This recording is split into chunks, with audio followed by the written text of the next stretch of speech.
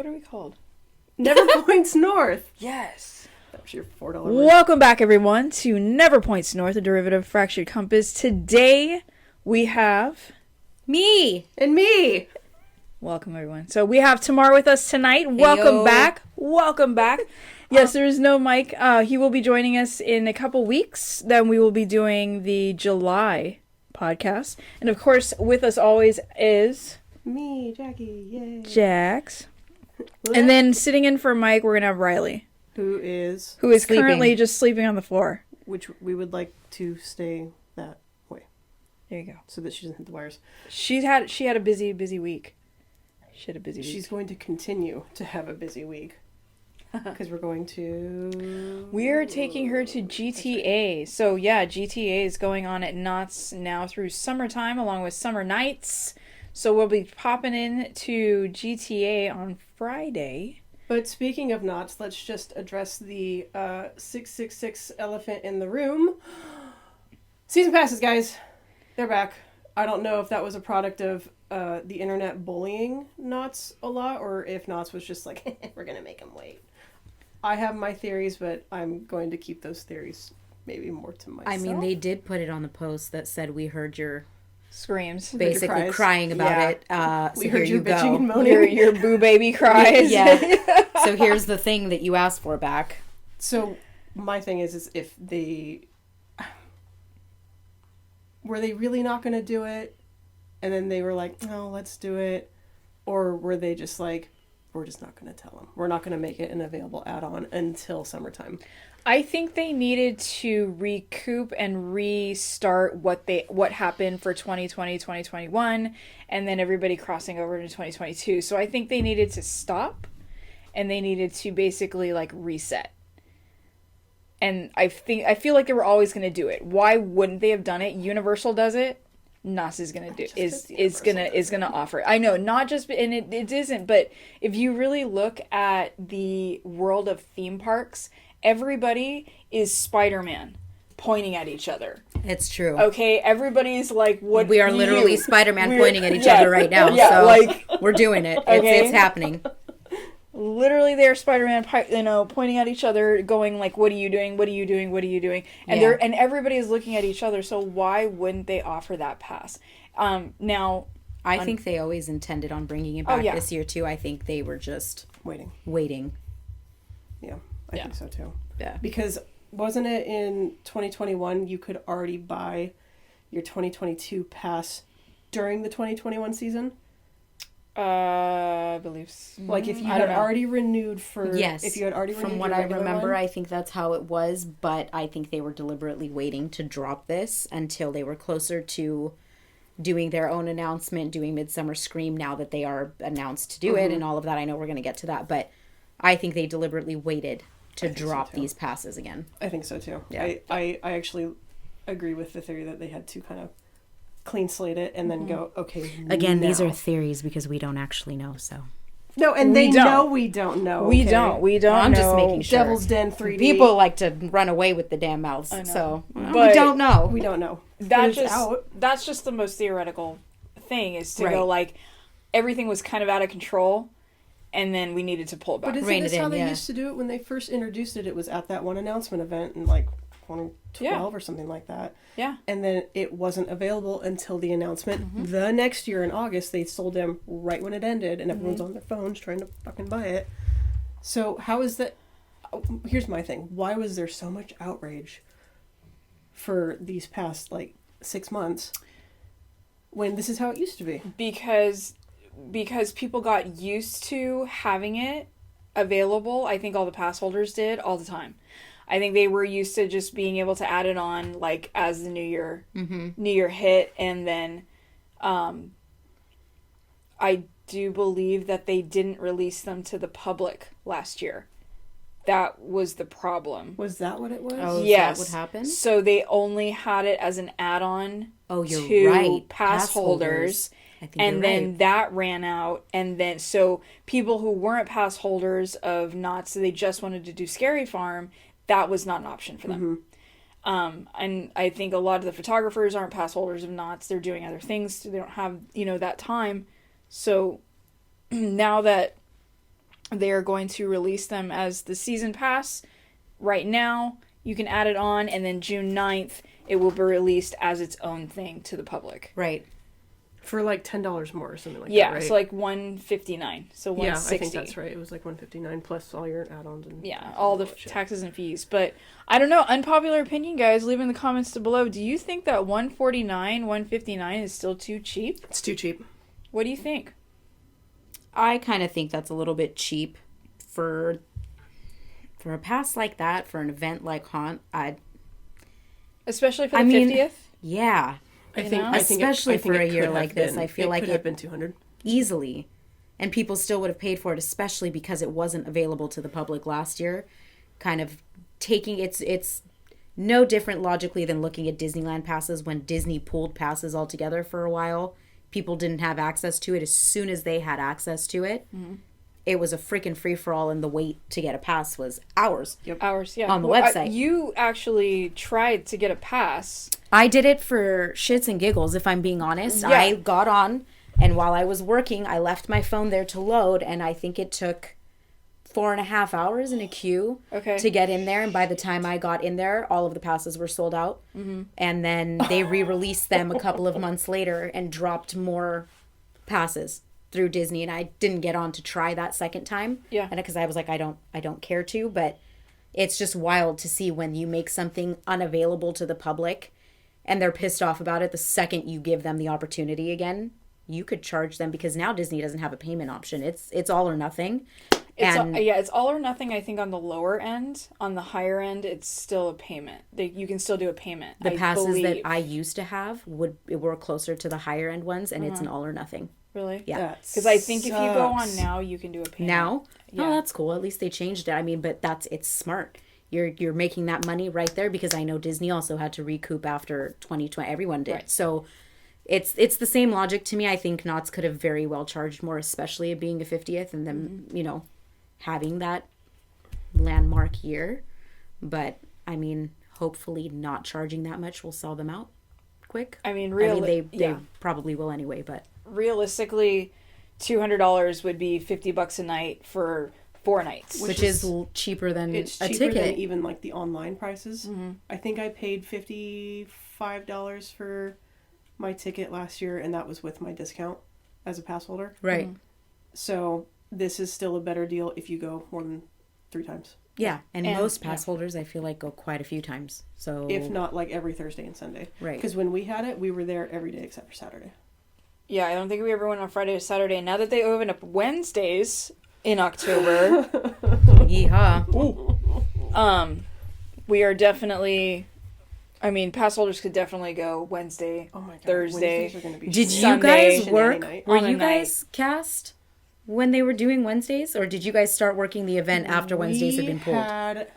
We had maybe a Wednesday? They had pulled Wednesdays by the time we started in 2017, but the last week was Wednesday through. It was like 6 or 7 days in a row. It sucked. See, when I started, and we were sick. Oh yeah, no, that's never freaking we fun. We caught Haunt Plague the last week of 2017, and we were fucking dying. I think the majority of my Haunt career, and I use air quotation marks career lightly, we had Wednesdays that we had to work. And we didn't know any different. Now, not having done them and going back to them, it's going to be very interesting, and being older. Whoo! We're going to find out real quick. Yep. Older, yeah. I mean, shit, I started working the event when I was 18. I'm 35. You two still run laps around some people, so I will stop it at that. I mean, I'm not stressed. I'm just saying that extra days, my body's going to feel it. Yeah. For sure. Yeah, it doesn't mean we don't feel it, guys. We wake up in just as much pain as the next person. My knees are going to be asking me what the hell. Every check engine light will be on by the time this run is over. Every check engine, all of it, will be lit the fuck up. That's Why? What are you doing? Get your salt baths ready now, everybody. Oh, yeah. It's going to be a thing. So I actually have the dates. September 21st through the 24th, the 28th through the 30th, and then October 1st, 4th through 8th, 11th through 15, 18 through 22, 25 through 29, and the 31st. Dope. I mean, we're gonna look, have that we have a 5-day day. week. We're gonna have Monday off, and then we're gonna work Tuesday. We have a Yeah. day. That day may be saving grace. We should just all go out to dinner. Honestly, and just prepare ourselves Yeah. Sleep in, for the mess. Just carb don't. load, Yep. and then Halloween, And then be out. Halloween. which will be your second anniversary. First First anniversary. anniversary. Sorry, first Anniversary. anniversary, and it'll be our 8th. Math is hard. Math is hard. Math is math, that's for sure. Time flies when you're having fun. So more Right. about Knott stuff. If you want to work the event, I believe the applications to be a monster are still open. As of right now, auditions are June 16th and 17th and the 24th and 25th. Mm-hmm. The rehire event is this week. I don't know when this is coming out. So it's the 10th and 11th. 10th and 11th, It Saturday could and be, Sunday. It could be like tomorrow or it could be yesterday, depending upon when this comes out. I don't know. Who knows? They are Surprise. also surprise. We're a Also, little late. We're a little late. Yeah, we're a little late. But we 'cause were waiting for this. Monsterpalooza, Yeah. And then we didn't even go. Oh my But god. they're also doing auditions for pop and rock singers on the 12th, actors and comedians on the 13th, and I think That's what you're doing, right? dancers. Oh yeah, I'm auditioning to That's sing your this year. audition. Did you not know? You have a beautiful voice. Thank so you. can totally do Get it. it. And dancers on the 13th. You know, it'll be That was the That pinnacle. was serious. That was the phenomenal. pinnacle of your singing career. Thank right you. There. I'm gonna put that in your It voice will reel. absolutely be the pinnacle of my singing career because nobody else will ever hear it. But speaking of which, obviously we know that there's a new show in the Walter Knott Theater. Puppet Up is gone. Is it? Yeah, because this is Yeah. what they're replacing it with. Oh, Or for these And it dancers and said singers. Walter Knott Theater. It said for like the new 50th spectacular, blah blah blah, high energy. I mean, Puppet Show. Up was fun while it lasted. I was entertained thoroughly every time, so that's cool. But I was not. onward and upward. Wow. I just wanted to be controversial. That's okay. No. You go shove your hand up something's butt and talk I will. for it. Be not. I do it all the time. No, I was gonna say, you know what? We're not doing it. it's called my No. actual job. Anyways, That's fair point. no. But the Henson puppeteers are the best in the world. I just think that it was time for something new. Yeah, I agree. Yeah. I think that's good. Now, what is your expectation? And what are we going to get? For what? The event as a whole? No. For just the show in the theater. We'll talk about the event as a whole in a second. Just the show in the theater. Have they said anything about it? No. Admittedly, they are like just- I work the event and I'm so not just up to auditioning. date. No.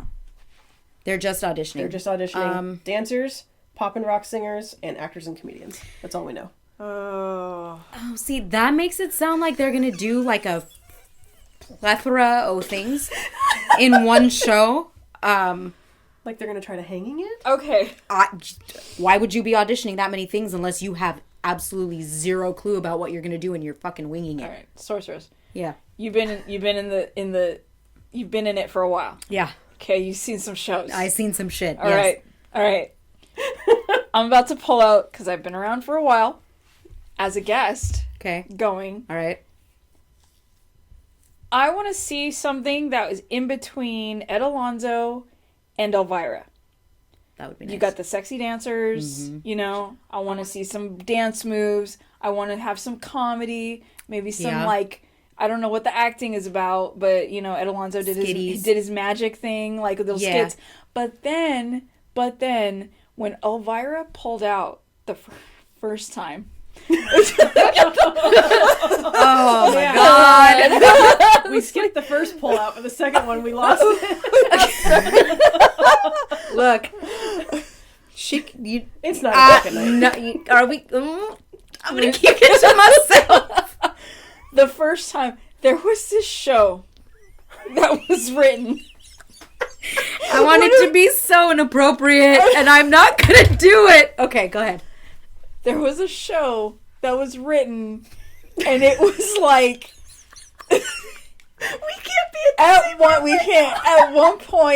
one point these mannequins were hanging from the rafters, and he was like, "Those are dead hookers." I'm not kidding.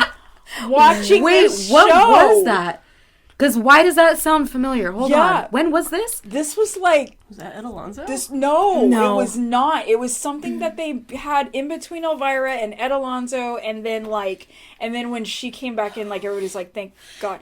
But that sounds familiar. Yeah, and it was like it wasn't Fangs, was it? Do you remember Fangs? When they did like the whole vampire thing and it was all the sexy dancers. Yes, it was. Was it? Yes, it was. Because look here. Yes, I was excited, and then I was right not. now. That show was one of my, and if Angie is listening to this, Angie and I immediately downloaded the entire soundtrack that they used for that. They used and a great drove soundtrack to haunt listening to it like a bunch of fucking hyenas. Mm-hmm. My God, that show is probably one of my favorites that they have done outside of Elvira. So if they did something, Elvira. So if they did something in the middle of those three shows, I think they're set. Okay, so you remember the three dead hookers? Yes, I do. Hanging from the rafters. Yes, I do. I don't think I remember this. I think this was like a one-off or two, maybe two. And I feel like it was the later shows because it was always the later ones that got a little questionable on the shit that came out of their mouth, and rightfully so. Mm-hmm. Some things aren't meant for kids, and if you're going to take your kids into a show that's at an event like that, you should also use common sense, and it's not the park's problem that you don't know how to parent. Yeah. I'm just saying. I mean, Pup It Up was the same way. Some raunchy shit came out of their mouths. And they said the late shows are more geared towards adults, and if your ass brought a child, they called you out dead in the beginning of the show. Yep. Same with You're a terrible parent. I think yes, Hanging said the I same agree. thing. They're like, you guys suck if you brought your kids to this. This is not a kid's thing. So, I don't, what was Fangs? So I need to find it. They were vampires. They were vampires. Was it like the vampire, the Cirque du Vampire that we saw at Howl-o-Sream? No. That was actually those were really cool. No, that was actually really cool because they were actually Cirque performers. But this was like in between, like a comedy, but it was like not. And they danced. Yeah, but they danced, and it was like "Love Me Dead" was one of the songs. Yes. Oh my God! Because, and the girls came out with the like Britney Spears "I'm a Slave for You" like outfits, and I was all yes. Get it. It was a really good show. Happened, but I don't know. I've seen worse in the Schultz Theater, and I've seen that, and I've seen Elvira, and I've seen Ed Alonso, so it's like... I feel like if they could make a baby out of the three of those, it would be a really good show. It would be a good show. But I'm ready for dancers now. I'm ready to get the dancers. I'm ready to get the music back. You want Academy of Villains back. Oh my God, Academy of Villains was really good, but I liked Academy of Villains when they were with Elvira. When they were just on their own, I don't think they had a better show than when I went into Orlando, and they were there, and they had an entire show that was written around them, and like people were just acting like they were like I mean, to them they were celebrities. Like certain dancers would come out, and like people would just lose their mind. Just lose their mind. So I really think it has to do with taking talent and building a show with good writers around it. You know, that's what they're doing at the Pyrotechnic show in Orlando. Because what's her face? I think her name's Tiana. She's one of my favorite fire dancers from out here. She goes over there every year, and the one that did Queen Mary. No, she did. She did Elvira's show. She was the Dragon Staff. Oh, sweet. Okay. And then I think she did the Urban Haunts thing. And then went over to Florida. Went over to Florida. Very cool. I think they are writing their Pyrotechnic show around that group because they're so good. I mean, it's smart. If it draws in a crowd and it's good. Yeah. So I don't know. I'd be ready for dancers again too. Knott needs more fire. That's just me. I'm ready for something a little more high octane. Yeah, to be in that theater again. Yeah. That's themed Halloween.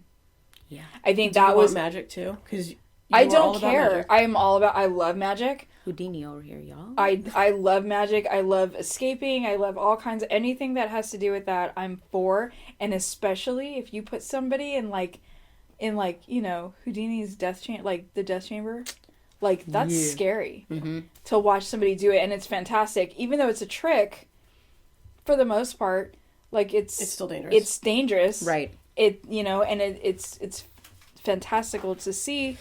And you can make magic. You can make magic scary. You can make it. You can theme anything to magic to anything, but it doesn't need to be magic. I just wanted Halloween themes, and I think that was my major complaint, and it's been my major complaint for a while now that I want the shows to be scary. I want them to be spooky themed. Right. You know? Because we had Puppet Up, which was not scary. We had even in the Birdcage Theater. Oh, Conjurers. Conjurers. I thought it was going to be scary. It's not scary. The guy was really cool though. This last guy was cool because he was a mentalist. And that's your jam right now. So it's absolutely really your jam. weird to see. It's really weird how they do that. So But you're ready you for know, something scary. I'm ready for something scary. When they had like Possessed in the theater, in the what's it called? Mystery Lodge. Mystery Lodge. I remember that. Possessed was scary. That was was scary. cool. Yeah, it and was then really cool. they basically did the Grimoire, Mm-hmm. which was leading up to the maze, which was scary. Mm-hmm. So What did they call it? TerraVision or something like that? I don't remember. yeah, what it was called. it was something No, 80s TerraVision themed. was a It was no, that was a That maze. one was Yeah, a it was a maze, yeah. maze. But it was something 80s themed, but it basically was the start of the Grimoire. Right. And that led to that maze, and that was great, and so I just want it scary.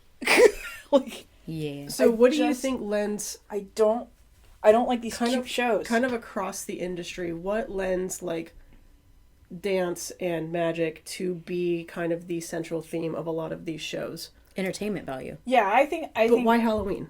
Why I think couldn't you do magic, that because I during think, Christmas? Because I think magical. You can make magic Christmassy, but I think magic is mystical Yeah. to a lot of people, depending on how you do it. And a lot of people associate that with witches. Like immediately right off the bat, magic, witch. Like, or yeah. blah, blah, Halloween. blah, Just blah. some, and I mean, we don't have to like harp on witches, but just the unexplained on how something is done. Right. You Sure. can't explain it. Right. So you're like, wow, it's a trick. Some things you can see as a trick very easily. Some things you can't. Can't. Right. And like those are the people that you're like, yo, you ain't from this plane. Yeah. You know, Yep. like some of the tricks people do, or some of the mental things that people do. It's insane. It's wild. Yeah. I agree. You know? I agree with that. So you want something scary in I want to see somebody. Cool Time I just Theater. want to see somebody in a water torture chamber. Okay, putting it out there. So real quick before we move on from this, I want to drown people. I want to drown. have you seen the video from Universal's Horror Nights in Japan, which is sky high, Terrifying. Probably, like, yeah, we need to Yeah. go. But their theater show had like the Grudge Girl basically inside of it, or the Ring, or whatever version of her that is, and they would use lights to have her pop up in Yeah. different parts of the theater, but the whole theater would be pitch black, and she would just be in front of you. Can you? Why can't we do that here? imagine? Can you? But it's imagine as the simple lines as for doing that? that. It's lighting, music, and just having people who know how to time shit. It's as simple as something like that would make a show terrifying. It's not anything freaking complicated. Right. You They- just yeah. have to have the wherewithal to produce the show to be that way. They But why don't probably we do that had. They here? probably had like 6 girls, Right. so that they could just, Yeah, absolutely. you know, right. Which like, is fine. yeah. But why don't we have the technology to do stuff like that? It's But not why- even technology. But why It's are just we? Why timing. are we? It's got to be sexy dancers and fun, wild pizzazz instead of Because I think that they're genuinely trying scary. to lend entertainment to a multitude of people, and that is one of the ways that they know how.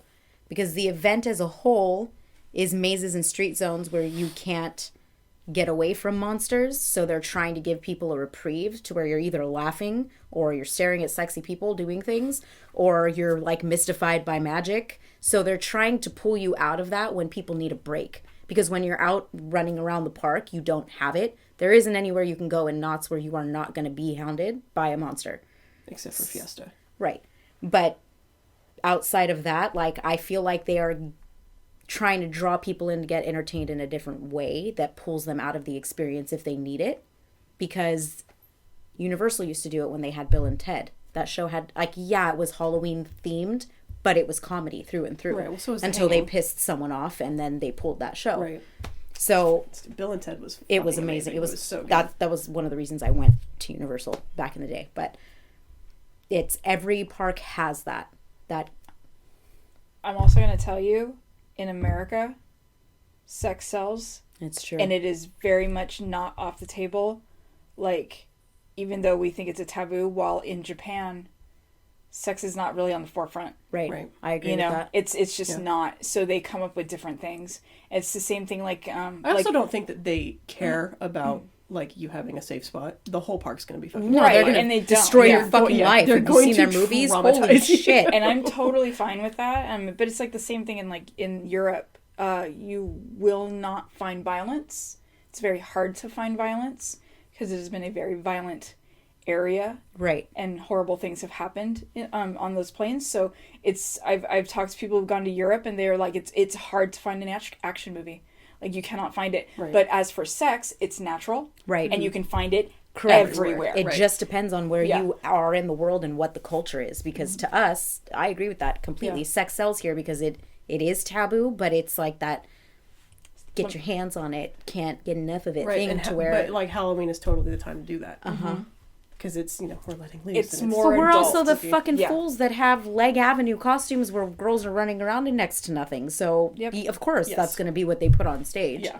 Oh. But I would totally be down with putting a very large show inside the Schultz Theater and then putting, like, if we weren't in a smaller area, the Grudge Girl Yeah, I agree. popping up like that. Because, like, again, when they did Which is- Possessed, it was kind of what happened. Right. kind of what the skeleton key rooms were too. Yeah. God, I loved those. I Yes. thought those were really cool. I thought- and I I'm back. The Skeleton Keys, the what are they called? Hell boxes, I guess, the last year that they Well, were called. what was the one with Bloody Mary in it?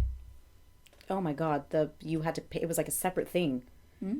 That one, oh God, damn it. What was it called? They only had Skeleton Keys, the Hell boxes, and then they had 5150.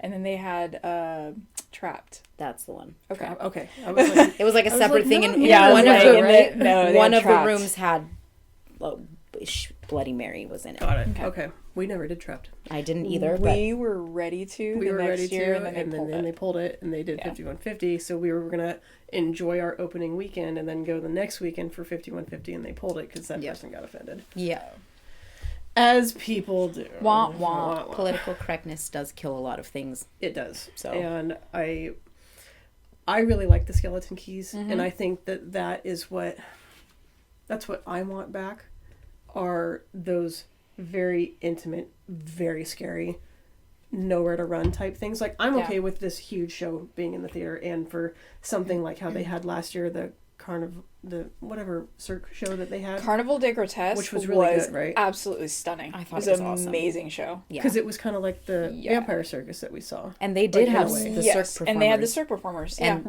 Yeah. it was really cool they to had watch. the- Or the Death Wheel acts. up They there. had different acts. They had the fire. Yeah, But me personally, and I know I don't have any say over anything that happens, but I miss those very low amount of people in a very tight environment being scared. Oh yeah. I Like- agree. Like Zozo. Oh, yeah. Zozo was the pinnacle stunning. of a stunning. skeleton. Did you room do to me. Zozo? Did you do Zozo?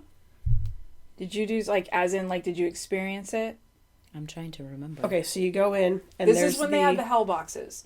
So they there's had there's the Ouija board on the table, and someone is introducing you to it, and she has you all put your hands on the planchette. No, I didn't. And it starts going back and forth spelling this demon's name. Mm-hmm. Something happens, the lights go out. What and year for was that? 2014, 2016. 15? 2016 was the last year they did it. No, because I didn't go to haunt in those years. Okay. I was already living in Hesperia, and So not only Don't were think we really went. you had your thing, but then the chairs actually moved back on their own while you're sitting in them. Yeah. And it Yes. was dead silent. And it was dark, and I was paying attention because I was like this. So the person was in the table. So they came out of the table when it went pitch black, and then it just went boom to black light, and it just had the name all over. I don't want to say it too much because It's an actual thing. actual thing. But the name was all over the walls, But and you then were he was, only and he was pushed like back. right there. No, You're only you pushed know back what? maybe as far as I'm a Bree is from liar. here. Yeah. I did do that And because I he was right remember in your that. face. Yeah, he Yeah. was in right. And I closed my eyes because I knew I could feel him breathing. Oh hell no! Like right there, and then the light came on. He's like I this, love and was stuff like "Uh-uh." that. I love it, and if you can actually catch my ass and scare me, yes. Yeah, it was I'm awesome. for it. It was awesome. They had the angel, the blood angel of the Saw guy. And then I forget what the other two were, because those were the only two that stood out. One of them was in what used to be the Haunt Museum, is now City Hall. Or Town Hall. That's right. It was like searching the ghosts. Reality, and they had all the portraits up on the wall, so certain things would happen, because that's when Pokemon Go came out. Right. So they were utilizing that technology, and then they had everyone gather in front of this one of Sarah Marshall's Hang News. And she fucking barreled out of the wall the same way that, spoilers, the witch did in the escape room. Same concept.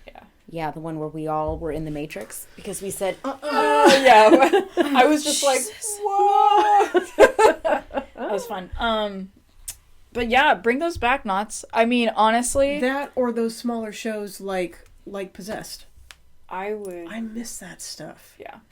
And they were good people eaters too. And way more intimate shows. Because it's, I'm not saying that Knott's is like Universal, where like you can kind of predict the scares in mazes. It is pretty random, but you start kind of getting desensitized to it once you've made your way around the park and once you've been in all the scare zones.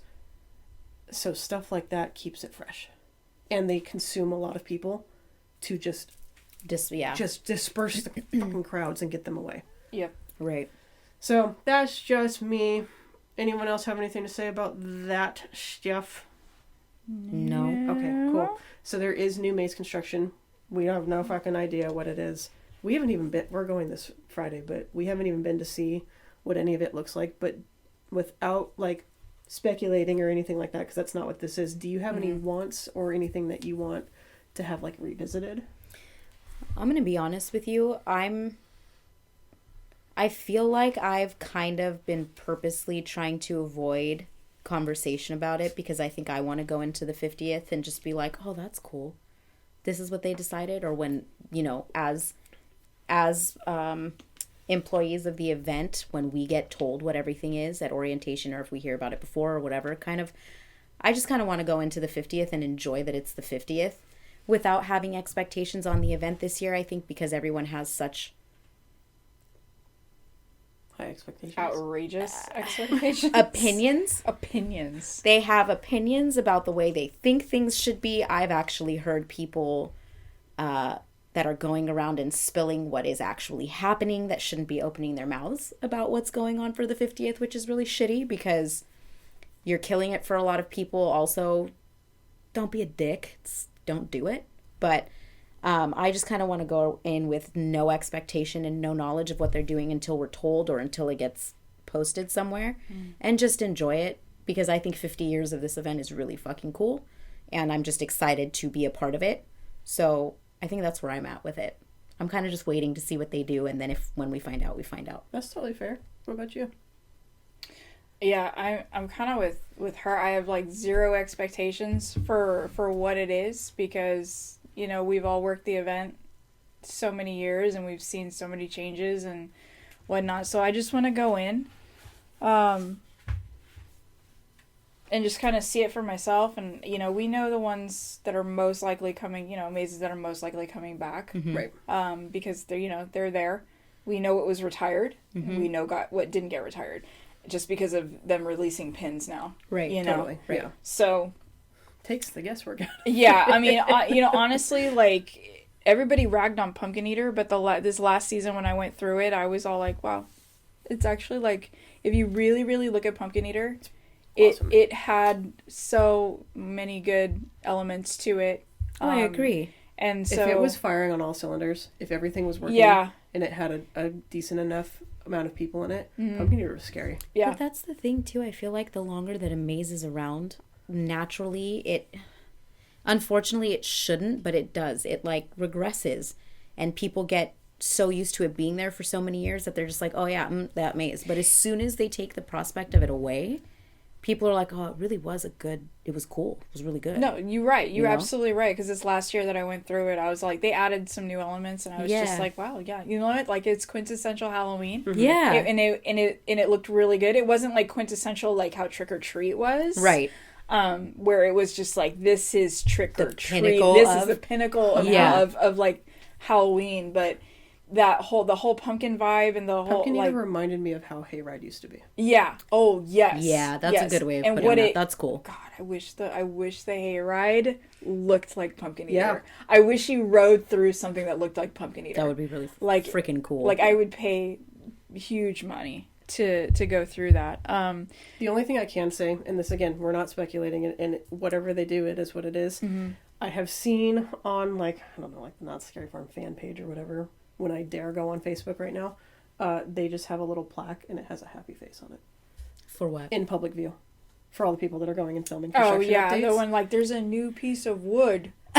They right just have a little here, plaque with a guys. happy face on But it. where in the park? I don't know. We'll go find Oh, it. it's my it's God. Pumpkin Eater. It's Oh, Pumpkin- is it? Pumpkin Yeah. Eater, yeah. It's in the location that Pumpkin Eater Oh Yeah, my used it's to be. God. it's right by the Because you know that how you little can theater. see the construction by the theater Yeah. where they used to do blood drums. Yeah. Little plaque. with Oh a my happy face God. on it. So what We'll I find it this week. I and love that. take a picture. what I hope, well, like we might go on the carriage ride.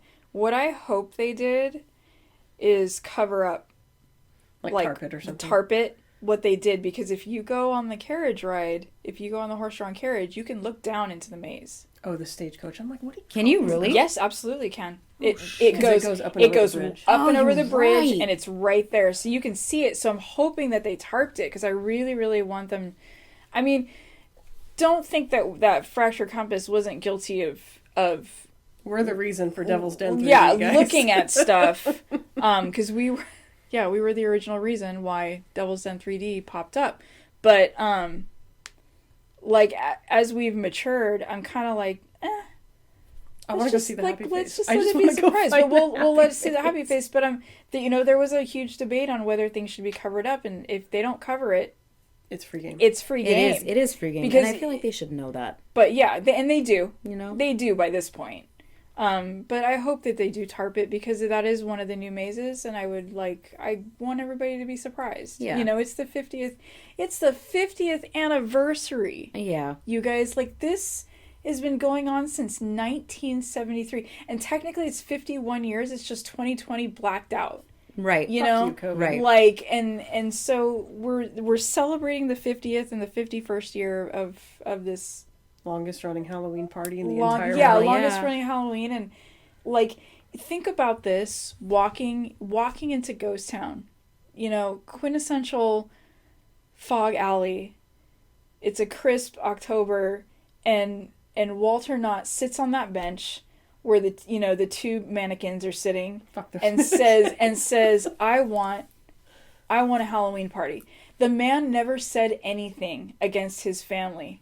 And he said the one time, I'm overruling all of you, we're going to do this. And got everybody involved that wanted to be involved. And like, here we are, 50 years later. And on that, like, to tack onto that, I feel like it just kind of needs to be said as a reminder to people that, like, everyone has their opinions, whether you agree with what they're doing or what they're not doing or whatever. And I know, like, we have our opinions and we talk amongst ourselves. We don't really ever take it onto a larger platform, but try and remember that regardless of what your opinion is that people start working on this event come January, and everyone that's involved works their asses off to put this event on and make sure that things are getting done in a timely manner and that they're doing things and creating things that are entertaining for you. And then everyone who works the event comes in because they love doing it, not because it pays well and it's some glamorous job. It's not. We get the shit kicked out of us half the time. So For minimum wage. try and remember why you come to events like this and why you work events like this, and that everyone works really, really hard to make it happen. So if you have an opinion, sometimes just keep it to your damn self. And remember, when you're going to Universal or Shaqtoberfest or LA Haunted Hayride or Howl-o-Sreams or Orlando's Universal Horror Nights or anything like that, none of it would have been possible Without Knotts. That's right. So I'm going to say what Mike said last time. Be on this podcast more. Again, just so it's perfect. I have nothing to add on to that. It's the oldest and best, in my opinion, Halloween party in the world. And I feel like we should take pride in the fact that we were the ones to do it first. Like, there's nothing wrong about being proud about that. Just don't be a dick about it, you know? And whether you are line control, or you are on the build team, or you're a manager, or you're a street monster, or a maze, it doesn't matter. You are part of that legacy. Mm-hmm. If you have worked at Not Scary Farm in any capacity, that 50th is also yours. Yeah. And if you're not currently a part of the cast, and you are coming as a guest, you're still part of that legacy. Let us do our jobs. Yeah. Come in. I think the thing that I can't stand the most is, well, this is how we used to do it, and no, man, like, let us have fun. You guys got to go have fun. You're the reason why we have all these rules now. Let us do our job. It's true. I didn't say shit. Look, I was around working with some of the people who were originally here. I remember what we got away with and what we can't do anymore. Like, things have changed a lot. But let us have fun. Yeah. Let us do our job, and everyone come out and just enjoy it for what it is. And it's like you said, everyone's working super hard to entertain you. Mm-hmm. So shake your head and be thankful, but enjoy it. Yeah, absolutely. Because this could have gone away in 2020. Mm-hmm. It very easily could have never come back because a lot of things didn't. Yeah. I mean, they could have put on this basically a food festival. Yep. And just made it spooky. Yep. And made it all family friendly and never looked back. And not have to deal with the 1,000 of us jerks. Yeah, coming in. Smelly ass. Just cause mayhem and bedlam throughout the entire park. I love it. I love it. But yeah, on that note, guys, something is happening, and it hasn't happened since 2020. Okay. I was like, wait, are we going to skip the part where I said this might be crossed out, no ticket or pass info yet? Yes, there is. Just pass info. I don't have ticket info. That part got crossed out. Yeah, go ahead. Yeah. Since 2019, I think was the last time. I don't remember anymore. I'm going to say 2019 was the last time that Not Scary Farm showed up and did a panel at Midsummer Scream. And Midsummer Scream is just around the corner, July 28th through the 30th, 3-day event. And for the first time in the 5 years that they've been doing Midsummer, the Hall of Shadows will be open Friday night. Really? Yep. Yes. Heck yeah. Nights. So super cool. Okay. They've got we got a lot of things going on. I really, really would like to hit some of the mazes that night, just to see them. Something to note about the haunts that they do have coming in. First off, it's Dungeons and Demons themed, but it's D&D themed. Yeah. Yes. The main entrance is going to be done by Cal haunts that will embody the like monsters and terrifying things of the D&D world. The thing that I did want to note, first off, Decade is performing Saturday and Sunday 3 shows. Yes. Each of those days. They're not performing Friday. Cool. Go see my cheese, buddy. Go see cheese. The very first time that they will have an out-of-state haunt will be this year from Colorado. Wicker Manor from Colorado. Hell yeah, Colorado. I'm stoked. Get it. Yeah, I'm so I think that's going to be the first one. Oh, I love that. That'll be bring all cool. the haunts. Heck yes. Yeah. Good yeah, for them. the Hall of Shadows will be open all 3 days. That's really cool. I love it. And it's D&D themed. I'm so excited. I'm stoked to have Knott's back. I'm excited to see them do or hear about the panel. So I'm guessing. Do you know what they're doing? Or are they just talking about the history? Or are they announcing something? Well, so in the past, they've basically had one huge announcement in their pocket, and then they've kind of just talked about how things were created. Like certain things, Universal does the same thing. I think you're right. When is Knott's Berry Farm's announcement event? We don't know. I don't know if there is one. They have not done one in the past 2-3 years. Since 2020, since 2020, they have not done one. Okay, so since they're announcing passes, I wonder if they're going to do one again. And if they are, I wonder what they're going to release at Midsummer and what they're going to keep to themselves until, or if they have their own. Right, so the year that Forsaken debuted, so Knotts did this whole panel about, whatever mazes that they were going to talk about and showcase art. They pick and choose, yeah. And then they announced Forsaken at the very end. They did. And they very cool. And they dropped the trailer for it. Right. Nice. Yeah. And did they have Reapers come out on stage, or did they just have the costume art? I think they just had the costume art, and then when they did their pass holder show, They dropped nine the yards. shit. They They had had the the full entire procession, the rain procession. curtain. Yeah, Yes, everything they did. came down. That's it was right. absolutely We were there for that. stunning. And when we filmed it, we were just like, Yeah, like we were live streaming at that point, and like everybody was like, this is insane. I'm going to be insane. honest with you, that procession remains my favorite part of that It's great. area. It's fantastic. absolutely beautiful. Yeah. I think it's very haunting and it's super cool to Yeah, watch. it's very cool. But everybody is going to be at that Knott's panel. Everybody's going to be at that Knott panel. That's I gonna be one guarantee where we you, have like to the line up like hours before. yeah. I'm excited. I'm glad that they're doing that again. I think a lot of people were bummed out last year when they weren't there, and every year before that. But Well, and I know it's last been- year, it's been especially a after thing. COVID, I think a lot of people were. Go into the comment section like, where's Knotts, where's Knotts, where's Knotts. I remember where's Knotts, seeing where's it a Knotts? lot last year. Yeah. Like, admittedly, like I know I didn't keep up on anything, from 2019 forward on where they were going and what they were doing, but I did see a lot of that last year. And here's the deal, like 2019. That they were bummed. Yeah, like 2019, you got to remember, like Midsummer was pulling in, and like 2020 changed everything. It did. 2020, it was horrible how it changed everything, but you had Universal there, was like the big guns. Knott's was there with some of the monsters that they had pulled in of entertainment cast members that were working with them. They had their monsters running around, going in there. Queen Mary, Dark Harbor, their Queen entire Mary's panel could not be beat. no. Yeah, but they would, all their big guns came in and they would talk about like what they were doing. Yeah. And so like everybody was there. It was the place to be, and then boom, silence. Yep. Right after 2020, and like Dark Harbor's gone. Yep. Knott's is still there, but they're not at Midsummer. Universal was coming in. Now Universal brought Slash last year. I remember that. And so it's like, whoa. Like, Which was awesome because he also showcased some of his music for,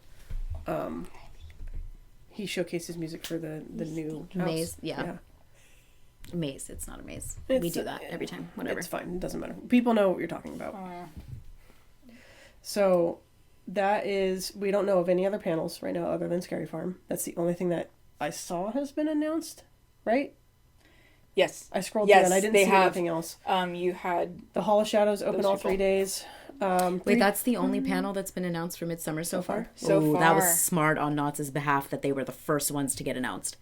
Yeah. That's just great marketing right there. That is smart business. Good for Yep. you, Knott's. they're like, go ahead. Go tell them. Go tell them. Yeah, we're coming. I also wonder, and I could be so way off left field. This could be me looking through rose-colored glasses, and I'm very aware of that.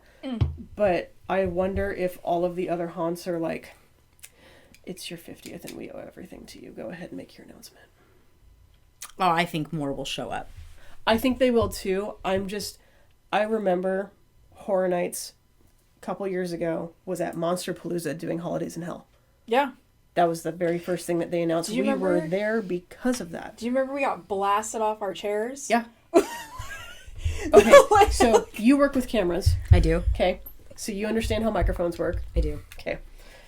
It was so loud that my camera muted itself Yeah. because you could feel the The That s- reverberation. the you sound could feel wave the came through. dubstep thrash through your body like a bullet, and everyone went. Like, You know I what? don't think they meant it to happen like that, but It it was happened. When so they flipped that play fucking button, loud. it just went, You know what? I probably would have been all. I would have been so happy. It was You so- can't see my face right now, but it's ecstatic. It was so cool, but it was so. it was eardrum, like you were Oh, ringing you were afterwards. probably like, And we were in the front. yeah. We were sitting towards. You know me. I do. Your poor insides were probably freaking dying. I was like, But you know when was you hear a that bass necessary? in your chest? Oh, I love that feeling. right. So If I can feel my music, it I'm happy. Felt like a jet engine. Oh my God. That's the best way I can describe it. I And mean, I'm not jumpy. the message got delivered. I'm not jumpy, and you can see the Holidays camera in go, hell. Bleh. boink. Do you remember that Jackass scene when they were like, he was just Yeah. right in front of the Speak- jet engine? He's just like, That's what it felt like.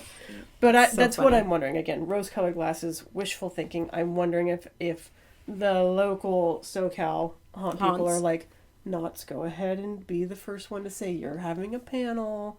You do all your announcements first, because I know It for a very fact well could be. Horror Nights usually already has X, Y, and Z announced at other places. But Horror Nights also usually has already been dropping hints about what mazes they're going to be releasing for the season, and I haven't seen anything about that either. They have been more active on Chucky is there Twitter. for sure. They're more They active on usually Twitter are, right but now. I usually, you know what? That's fair. I'm going to take that statement back because I don't mess with Twitter very much anymore. Murdy's on Twitter All the time. constantly. Yeah. And I get those things for it. But yeah, like Chucky was actually announced during season last year. Last year. That's what I thought. They thought they're usually just like bloop, bloop. But they have been unusually quiet. And I checked their website the other day, and it didn't really have any information. It's possible that they're just holding it and waiting. Right, which It's is a very possible probably thing. what they're doing, and I don't know what they're gonna do at Midsummer. They'll probably be there, but that's just my theory. Is like kind of Maybe a it hat could tip, be just a little bit. It could be. That's very possible. I mean, I don't think it's so out of the realm of possibility to be like, nah, that's not what they're doing. I feel like there is somewhat respect between events. There should be For stuff like that. I Well, think there there should always be. should be. I agree. But and it's like what we were talking about earlier. You do a season pass, so we should probably do a season pass too, and vice versa. Right. Because it's just good business practice. Right. Yeah.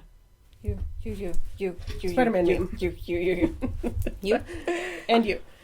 So hit up Knott's. Hit up Knott's panel. Hit up Universal's panel because they brought Slash last year. That was pretty cool. Universal has some cool stuff. Can't rag on them too hard. LA Haunted Hayride. They always have that 13, huge setup in the front. They'll probably be doing something. 13. Hayride usually gives out free They'll give something. free tickets. They'll do codes for free tickets. Nice. If you're in the panel. Yeah, but you have to be in the panel. You have to be in there or else you don't get a ticket and they give you a code to put in. Very cool. Yeah. They've done that 2 years in a row. Don't quote me that they're going to do it again. Yeah, no guarantees. But historically they have done that. Stuff like that. Very and cool. I wish, man, this is one of the things I miss about Queen Mary, and I think that speaks to how good their panels were, but their panels were so fucking good. Their panels were and funny. their Dark Horizon announcement panel too. Oh. Where the pirates came out. Oh, man. I really just missed that event in general. And going into the haunt season, knowing that event is no longer active is a bummer. Like, even not going to it, but just knowing that it's going on is really cool. So it's heartbreaking to see that one went. And granted, Knott has adopted many of those Queen Mary kids. Oh, heck yeah. because And I love them. We got some of them area. in Ghost Town, Yeah. and I adore them. But still just not having that ship be utilized for something. I know Shaqtober Fest is there, and thank you for that being there. But Dark Harbor was just... It's just God, different. it was just so good. It just hit different. Yeah, it Dark hit Harbor different. hit different. We used to go there. It was our anniversary at that point. Afterwards, everybody would go down. I used to rent a cabana. But their Dia de los Muertos was one of the best nights to go. Because it was all haunt people, and it was Day of the Dead. Yep. So all of their makeup was all sugar skulls. Yeah. And it was so fucking cool.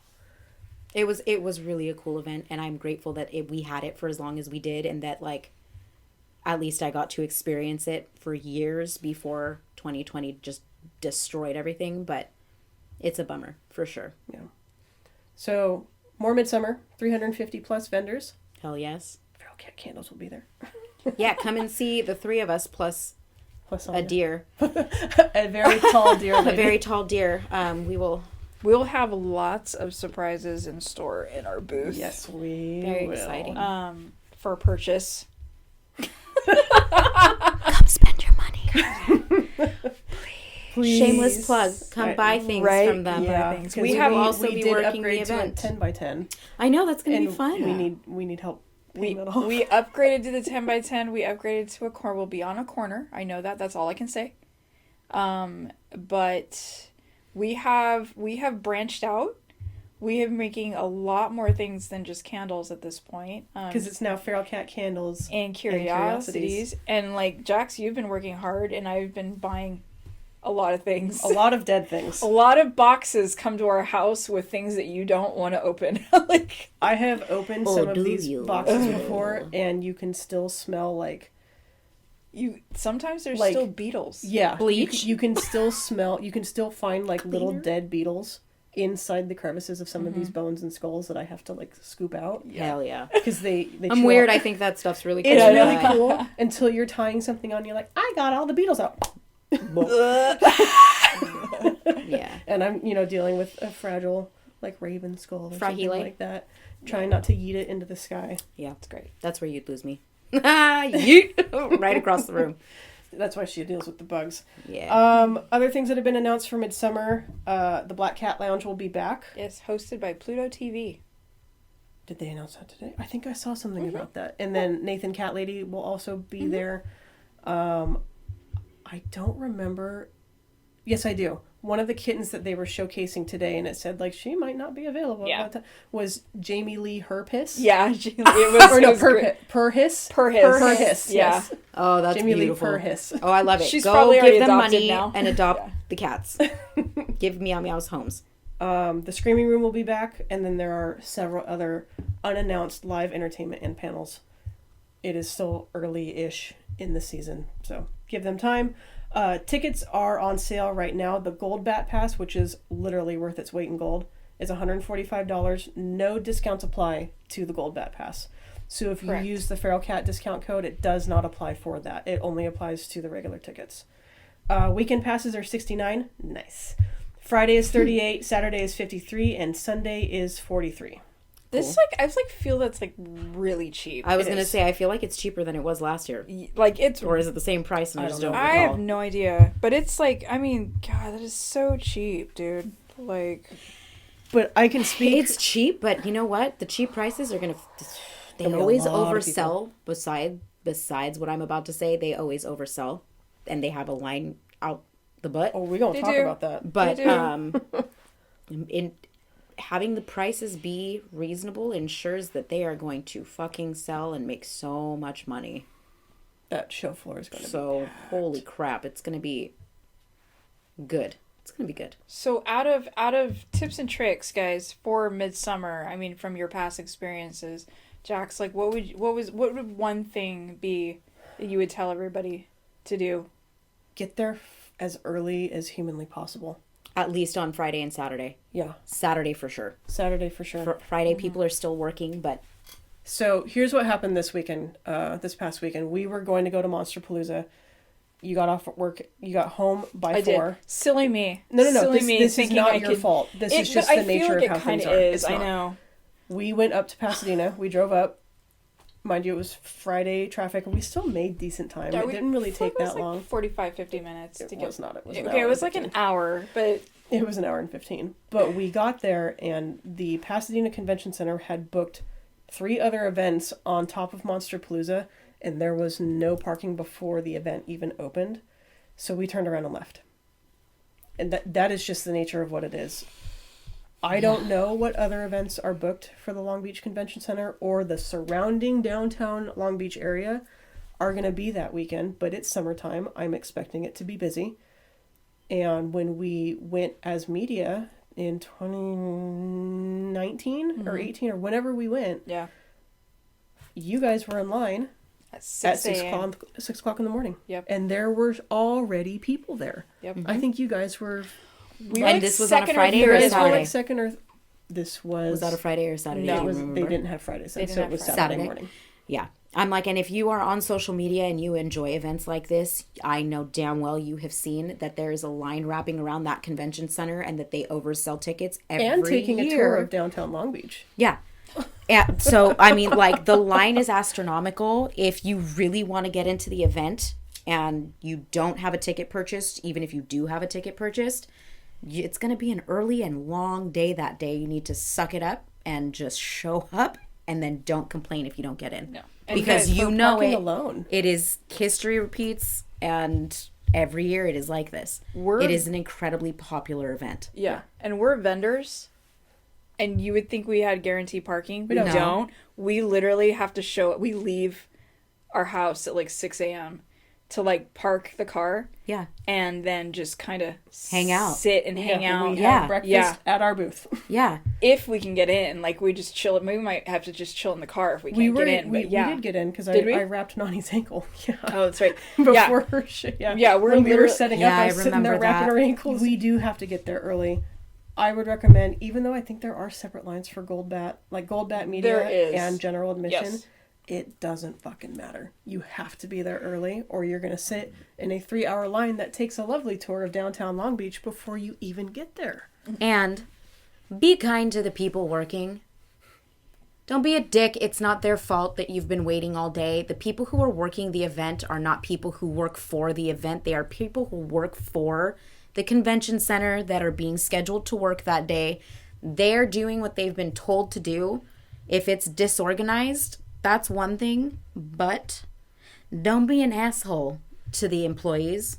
It's not going to get you in faster, and it is not their fault that you've been waiting in line all day. Yep. And then you have the white bats who do work for Midsummer Scream, who a lot of them have been doing it for the past 5-6 years. Right. And those are the people that are in charge, and they know. Right. Because they've never left that convention center. It's always been at Long Beach. So Was it in Pasadena the first year? Something like that? I think it was in Pasadena once. maybe once a year. I think and then once, they just and then they were like, Long Beach too is- big. Yeah, Yeah, it's big. too big an event to have in Pasadena. But So it's just be like- kind to people working the event. Yeah. I think another tip would be, because this is going to be probably a very big panel based. Mm-hmm. Bye, down. Cap. Bye. Plan your panels out. Agreed. Yeah. If there are things that you absolutely have to see, I think they even have an app now where you can go, I want to see this, this, this, and this, and it will break your day down for you. Oh, that's cool. Does it Like, really? I think you can Yeah, have they your have a own, you Midsummer can have app. your own schedule, basically based off of what you want to do. Very nice. Things might overlap, so you might have to Right. make some decisions. Divide and conquer if you're with multiple people. Send people to different panels and everyone can reconvene on what happened. That's what we Yeah. used to That do. opinion, yeah. That is what we used to do when we had our media tickets. They would go do this one and we would go do this one. Yeah. And then we'd switch sides and we were just hitting up the entire show floor for 2 days. And then we would merge and go, okay, what did we talk about? Yeah, I think that's great. But then, if it's, one or two people joining a line, say you, send somebody, that's fine. But, don't send one person to keep a line spot and then 15 of you show up at the last minute. Yeah, don't do that. That's not don't be cool, that guy. dude. Yeah, don't be that group. And then I feel like strictly from a shopping standpoint, if you are going to the event because you want to spend money and buy things from vendors that you enjoy, look at all the vendors that are going to be there ahead of time. And if there are people you know you want to purchase from, make note of that and then walk the whole floor before you start buying things. I think from someone who will walk the floor to look at things and occasionally want to shop, you might have vendors who sell things that are very similar to each other and you'll spend money on something and then turn around and find another vendor who has something that you like a little bit more. I'm not ragging on any specific vendor or saying that one person's things aren't as good as the other, but walk the whole floor. You guys have over 350. Over 350 vendors on that damn floor. If you're going to show up to an event like that and you want to shop, then I think you owe it to yourself to walk the whole fucking floor and see what's there and then spend your money. I say that as someone who has spent their money on something and been like, I fucked up because I want that other thing more and it's more expensive. And if I would have not bought this thing, I could buy that. I'm going to say the opposite. Here's my example. Okay, it never happened with me. She's gonna. This is Mike. She's gonna bring up the. I'm gonna bring the up lamp. the shape. lamp. The lamp Okay. shape. So That's okay. But that's Yes. one of a kind. That's if it's I a one of a understand kind that it's thing, one I of a understand kind. that too. Mike went to Awaken the Spirits. That's what it was, right? Was it Season Screamings or It was Awaken the either Spirits? Season Screamings or Awaken the Spirits the first year we did it. I don't remember which one it was. And I get a call at 6 o'clock in the morning. I really want the shining lamp. I didn't buy it while I was there and I wish I had bought it and blah, blah, blah, blah, blah. So we walk in at 8 o'clock in the morning. It's gone. Yeah. That I will make an addendum to what I said because I agree with that wholeheartedly, actually. If it's a one-of-a-kind thing, buy it right then and there because you're going to be miserable as shit. If it's something like 3 other vendors, off the top of your head make it, then walk the floor. Be reasonable. One-of-a-kind things, buy it. Also, if you want certain items from certain vendors that you've been following, buy it Friday. Yep. You are there at the Friday night because we have been there and sold out of things. We ran out of knives on Friday. Good. That's a great problem to have. And it's a great But problem for us, Yeah, but then it was a people great coming problem. in going, Right, hey. because you advertised it and they're The like, Saturday where is crowd it? went, where is it? And we're like, we Sold sold it, of them. yeah. Those were the first things we sold. Yep. So Friday night has to be your shopping night. Yep. And if you enjoy something that a vendor made that they no longer have available, that is the perfect opportunity for you guys to get in touch with those people on social media and ask them if they do custom work. You're staring them in the face at the event. And small businesses will always take your money. I'm just saying that from experience and because they're a business. So ask them right then and there if they customize things or if they'll remake them or if you can contact them at a later date for something like. And again, Friday nights are the best nights to do that. Because people want to take your money. Give it to them. Or Sunday, kind of when you're closing. Peak crowd time is probably the worst time to try to like hold a conversation. Because there's 58,000 people that also apparently want this 1 cent of candle that we have. Again, a really good problem to have. Right. But probably the worst time to be like, well, do you make it with this type of stuff? Agreed. And I'm like, I want to talk to you. I can't talk to you right now. Yeah. Friday night, great time. Sunday evening, perfect time. Saturday? No. Not Saturday. For the love of everything. That crush was real on Saturday last year. So stressful. And we were in a small space. We were in a tiny space. Yeah. We were hurting. Yeah. That it was like, I had no leg room for anybody. So here's my other thing. If you want to be a real MVP and you have a friend that is vending and they don't have extra help or they didn't bring extra people to help them out, bring them a water or soda or even, hey, do you got to go to the bathroom? I can watch this for 5 minutes. Because last year, we didn't pee the whole time because we couldn't. Yeah. There was just no time. Yeah. So if you have a buddy or a friend or a family or whatever that is vending and they look like they need to go to the bathroom, help your friend out. Or bring them a soda, because we also don't take care of ourselves. That's true. That's true. We were able to bring one person on Saturday. And thank God. Angie. So thank God she could be there. But I remember Sunday we were hurting. But Sunday was rough. So be kind to the staff that's there. Ask questions to the white bats, because most of them have been doing this since the beginning. And figure out what you want to do on your days. Friday night's going to be your shopping night. Probably a good day to visit the Hall of Shadows too. Unless you want to see Decade, in which you need to plan that because their shows also fill up. People stand there way ahead of time to get good seats to watch them. And they are, sliders. So they spend 90% of the show on the floor. And you're not going to see them from 4 people deep. It's not happening. So I don't think it was the first show that I went to go get footage of. And I turned around and Totem was right behind me and I'm like, oh man, it sucks for anyone behind. Oh, absolutely. 6'8". That man is a fucking tree. I'm like, Totem, stand behind me so that nobody stands next to me. He's like, okay. Thank you. I mean, I love that, but also I'd be like, we were in. Can I climb you? Can I get on your shoulders? I want to see what's happening. He would probably say yes. He would probably put me on his shoulders, pick you up and be like, here you go, small person. Yeah. Enjoy Perch. from my perch. Anything else about Midsummer other than buy your tickets? Do you know your discount code? Yeah. Well, the discount code is on our Instagram, Feral Cat Candles. It is? Yes, I posted it like 3 weeks ago. I think you told me this, and I did. I posted it on my stories, but it it's been 24 hours. But that code is only good till July 1st, so time is ticking. And again, just remember that does not apply to Gold Bat. If you have the means to get a Gold Bat pass that acts like a VIP, you get priority access to the panels. You get not front of line, but you get fast lane. It's basically a fast pass to all the haunts. Mm-hmm. I don't think Decade does anything preferenced for Gold Bats off the top of my head, but that could change this year. I don't know. I think the only thing that Gold Bat doesn't get you priority into is probably the Black Cat Lounge. I think they were doing something separate. They're doing something separate. You need to buy a pin. A pin, that's right. Yes, and then you can get priority access to the Black Cat Lounge. But if you want to use our discount code is FERMMS23, which is just Feral Midsummer Scream. Yeah, well, MMS. Sure. I don't know. FERMMS23, and if you follow us on Feral Cat Candles on Instagram, you will see it posted. I'll probably put that on Fracture Compass too, just to have it out there. And if you use our discount code, and we get we odds a winner, we get like a special prize. Wait, what? Yeah.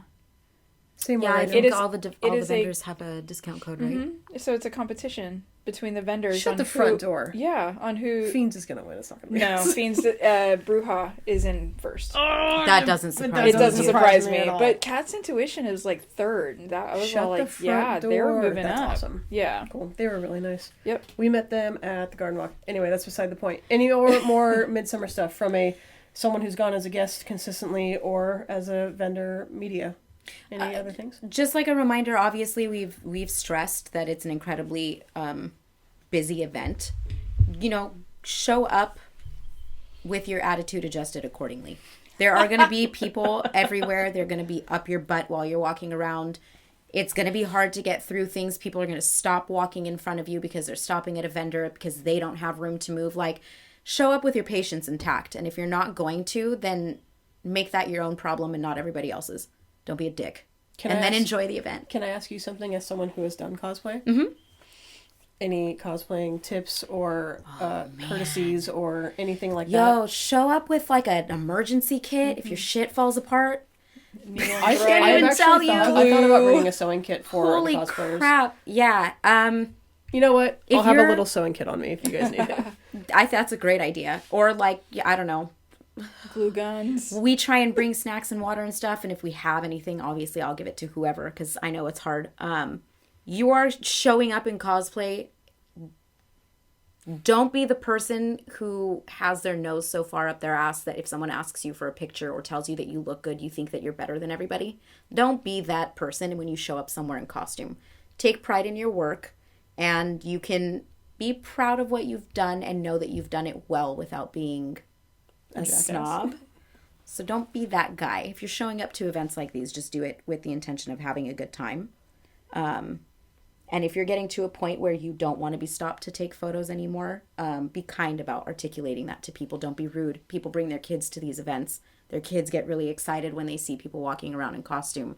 So just kind of keep that in mind because you're making that impression on a kid too, potentially, and ruining their day, and they don't deserve it. I wish I could cosplay.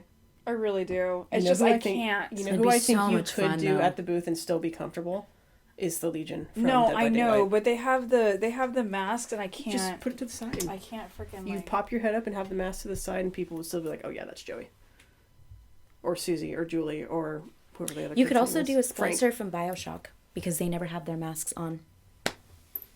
I don't know if you even like them, but there are things you could do where their faces are not covered. I'll have to look at it. Maybe I can be like cheese emergency mask make. Cheese!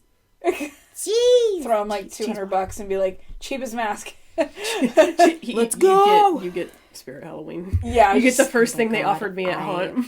Freaking can't. Well, it's just a round mask. Like, Yeah. it's just a blank face. It We- doesn't we even could have make a. it. Oh, we could. We could totally make it. I don't want to though. I can make it. I'll do it for you. I got this. Don't I could worry. probably literally order it from You could? off of Etsy. You probably You could. absolutely Yeah. could.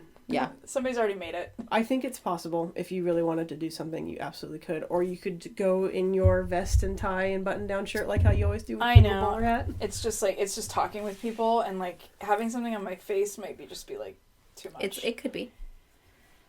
It just depends. This is Midsummer, guys. This is no joke. No joke. This Yeah. is no joke. This is not amateur hour. No, this is going to be fun. Yeah. I'm excited to help you guys this year. Yeah. It's going to be a good It's time. super exciting to have a little space though. Yeah. It's like Yes. it's like having bottle service at a bar.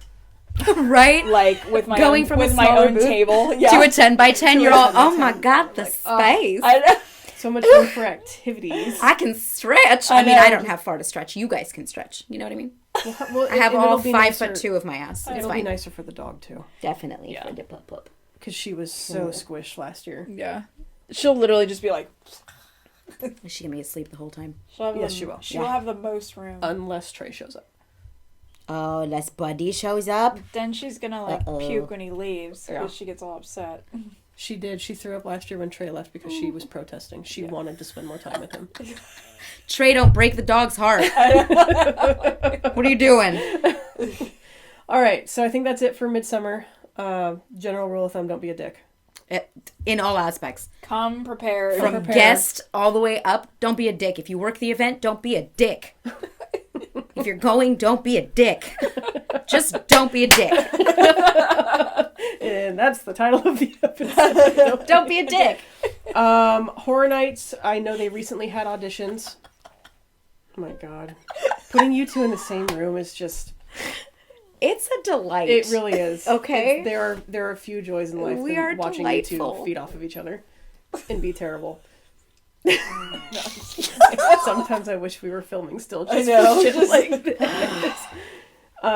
Okay, so Horror Nights recently had auditions. I don't know anything about any of that other stuff. No other major news that I'm aware of. Nope. No details or dates or tickets on the website. Not that I've seen. I'm sure it'll pop up soon. I did go on to the Hayride and Shaqtober website. It said job postings will be posted in June. It's June. There still wasn't anything that was current. Well, I mean, it's June So, 6th. Keep looking. Yeah. If you guys want to do that. I looked at Delusion, no info. It still had the 2022 event up. Okay. Howl-o-Sream, September 15th through October 31st. Tickets are on sale, ranging from $48.99 to $109.99. I want to go. I do too. I want to go this year. Howl-o-Sream was fun. Yeah, it was just a fun time. It was like I had zero Oh. I had zero expectations. I heard it was a good event. So I we heard went they the first- actually were quite surprising. We went the first year with, again, no expectations, and when we went, it was a surprising breath of fresh air, even though it wasn't technically like spectacular or anything Yeah. like Right. that. We still had a great time.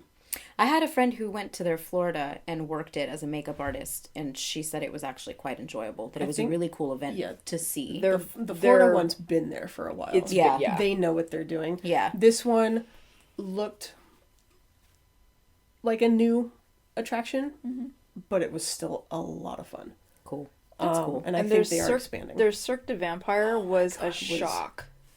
Really? One of It the was best Halloween shows I've ever a seen. shock that I was like, wow. Don't They they, did it have in a their- contract with Cirque though, because they have the water show? Yes, on they the have water? they have Cirque de la Mer. Yeah. It's not a Cirque du Soleil show, though. No. It's something completely separate. Yeah, it's not actually Cirque du Soleil, but They're they Cirque have acts. a Cirque de la Mer. Got it. So, which This you was know, a separate troupe. And do you know, have you been where they do their rescued pets show? Yeah, I love that show. Okay, so that's where they did it. Oh, cool. So you basically have that like theater and around where you've got the bleachers covering 3 sides, and then all of their equipment was all set up on that flat. cool. So you were like at eye level with them. Oh, I so love that. it was basically like our Cirque de Grotesque, but vampire themed. That's dope. It was with really cool. with their people. So it was really cool. And then when you walked out, they had a vampire scare zone area that you went through, going through. Again, don't have like high expectations, because if you're used to going to Universal and you're used to going to Knott's and being completely immersed, like that's not the what same. you're gonna get, Right. because this is now only its 3rd year. And there were moments where we were the only people walking in that area besides a monster. We had this conversation too when I was last on the podcast with Mikey and you guys. Like, you know, when you enjoy going to events like this, and it bears repeating, like, you have expectations because you're going places like Knott's and Universal, and even when you go to Florida, Universal and Disneyland and stuff like that, and the magnitude at which they put on events doesn't mean everyone has that capability, but it doesn't mean that the event isn't a good event regardless. Don't go in with expectations that are unrealistic. Just go in with the intent to enjoy it, and you probably will. And with a potential, $50 price tag, Yeah, easy peasy. It's nothing. Just go in and enjoy the season. I think Also, we their merch was paid- badass. Oh yeah, I know. I was all I like, love my "Whoa." Howl-o-Sream Their spirit jersey. store, like the stores they set up and everything, was almost like the Orlando voodoo Halloween store. Yep, that's Like, exactly what it looked like. looked exactly like that, and so yeah, we were shocked. So I think we only paid $35 or something that first year that it came out, and I was all like, for the Cirque du Vampire show Was worth it and the store, and then just walking through almost by yourself in certain areas, fantastic. And their mazes were long too. That first maze that we went through, I think, was the equivalent to doing Terror of London, where it just feels like it fucking never ends. That's cool. Yeah, it was enormous, and they used an entire I don't want to say a ride queue, but I think they used an entire ride queue, like stanchion off area for the whole footprint. Yeah. Oh, that's cool. It was massive and it was low. So it's fun. That's it's cool. a good time. It was a lot of fun. And the little opening show they had. The opening was great. Was like they got super chainsaws great. too. Yeah, like all the monsters when they brought out, they actually had like this whole kind of circus performer thing, and the ringmaster was talking, and then as he would talk, he would introduce the different mazes, and the different monsters would come pull through the audience. Oh, that's cool. And I like that. And then they would disperse into their areas. Yeah, they would. You would see them run away to their mazes. Very cool. So it was cool. I love that. That's nice. All right. Fun. So that's all I have on that. Monsterpalooza, we didn't go, so we have nothing to speak on for Monsterpalooza. I saw pictures, and it was phenomenal. The pictures that I saw. Costumes that I saw. Woof. Yeah, I've been seeing pictures pop up too. So the pictures and thing are phenomenal. I'm taking the day off next year. That was my bad. I did not take the day off. I thought we could just cruise into Pasadena, because I'm used to vending. I feel like Pasadena's like on a Friday in this economy. Yeah, That's cute. Like, my bad, dude. I thought there was a graduation. There were 2 other events, and Monster. It was just a fucking nightmare. It was a thing, and we had Riley and everything. And I was like, we can't do this. By the time I found a place that we might have parked, we were almost a mile, or so. Yeah, and then buying ticket. I mean, the tickets were still good online. Which wouldn't have been an issue, but I was like, I either should have showed up at 3:00 and had dinner and then just lined up. Right. Or showed up at 8:00 at night when everybody's already in and graduation's over and parked somewhere and walked over. I'm going to amend my pro tip or just add on to it. If you have the means, and if you don't, take it with a grain of salt, but if you have the means, stay close to the convention center and walk.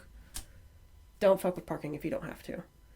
I think for Midsummer, most of those hotels in downtown Long Beach that are walking distance are probably already full, or they are astronomically expensive. But the Pasadena Convention Center has the Sheraton attached to it. Yeah. If you have the means, it is convenient as hell. There is, I forget what hotel is attached to the Long Beach Convention Center, but there is one. There is one. It's connected by a bridge, right? Yes, and it is very expensive. Yeah. We were going to stay there the year it got canceled. Yep. And I think I was paying $700 for 2 nights. And back then, to me, that was astronomical. Now, I just paid $700 for 2 nights at a hotel. That's fair. I didn't blink an eye. So what the hell does that say, side note? That we're so used to everything being astronomical that we're that's fine. We just want to go. It's all right. I'd be like, it is what it is. If you don't want to, if you want to go, you got a deal. Yeah. You have to save up. I worked an entire Ren Fair season to pay for that hotel, and that is exactly what I knew what I was doing. But also remember, we were going as media then, and we were trying to get things out right away. We were. Now we're vending. I want to go home.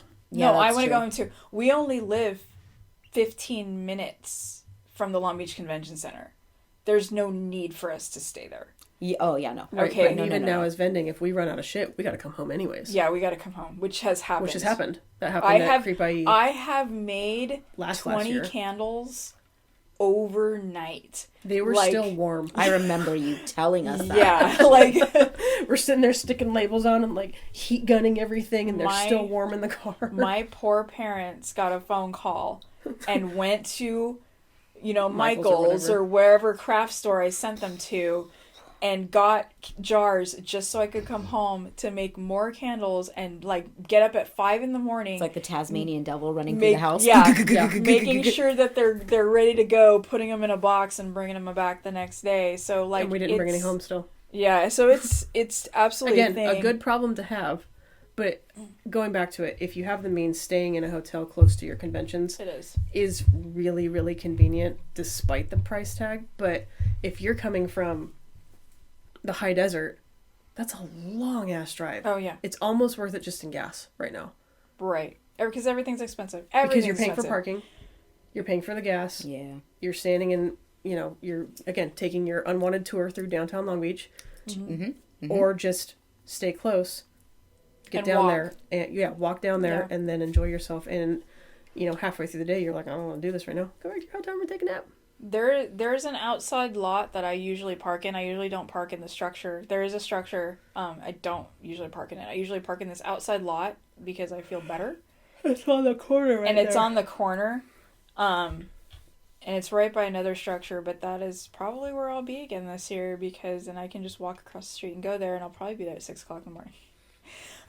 With all of us. Yep.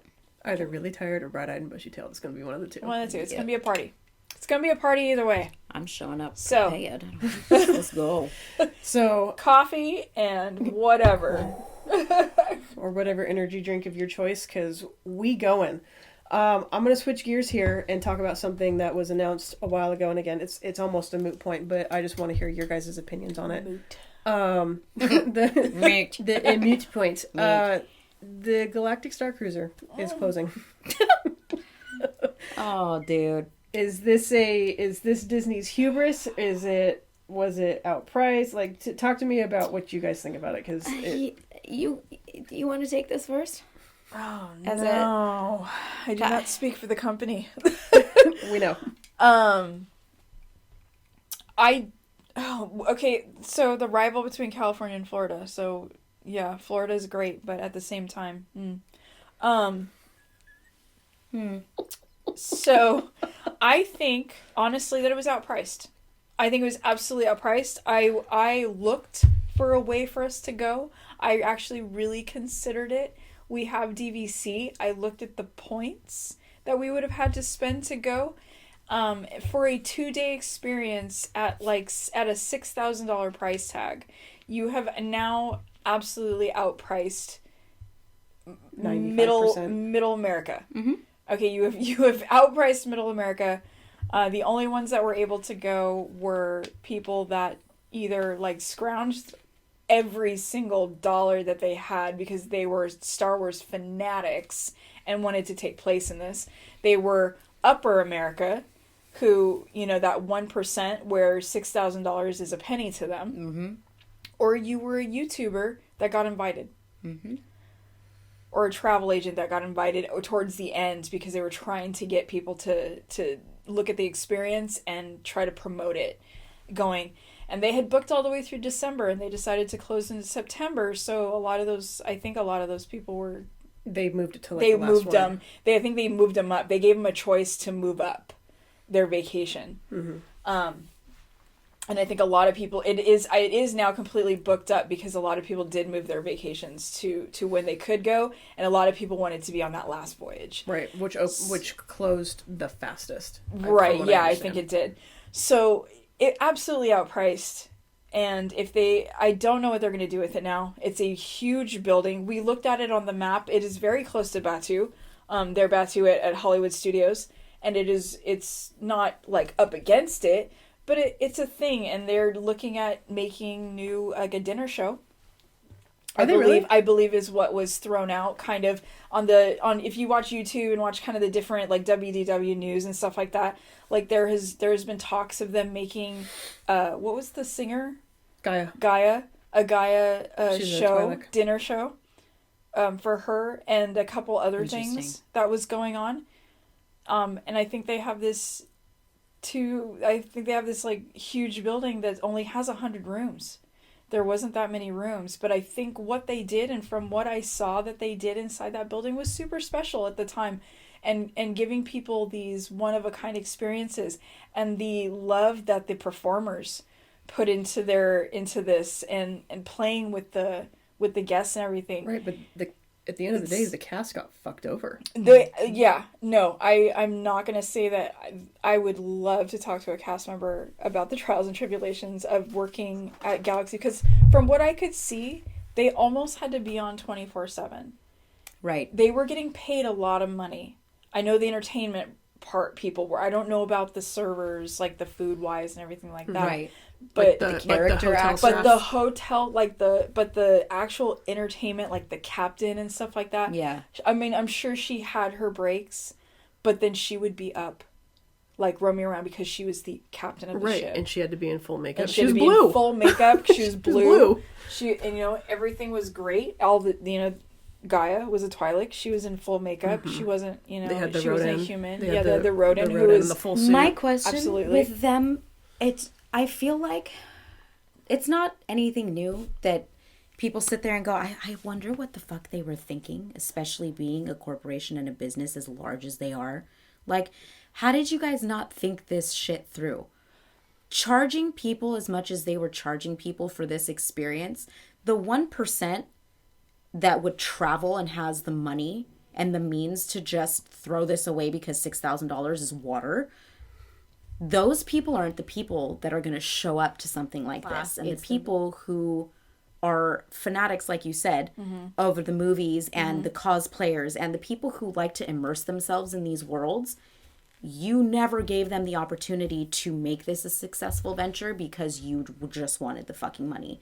And if you were going to dump that much money into building this and creating the immersive experience, you should have kind of thought that through, because the marketing, if you were going to market it to the upper echelon, you completely fucking missed the mark. First of all, you should have marketed it that way to draw those people in. And second of all, those are not the people that are going to come to something like this.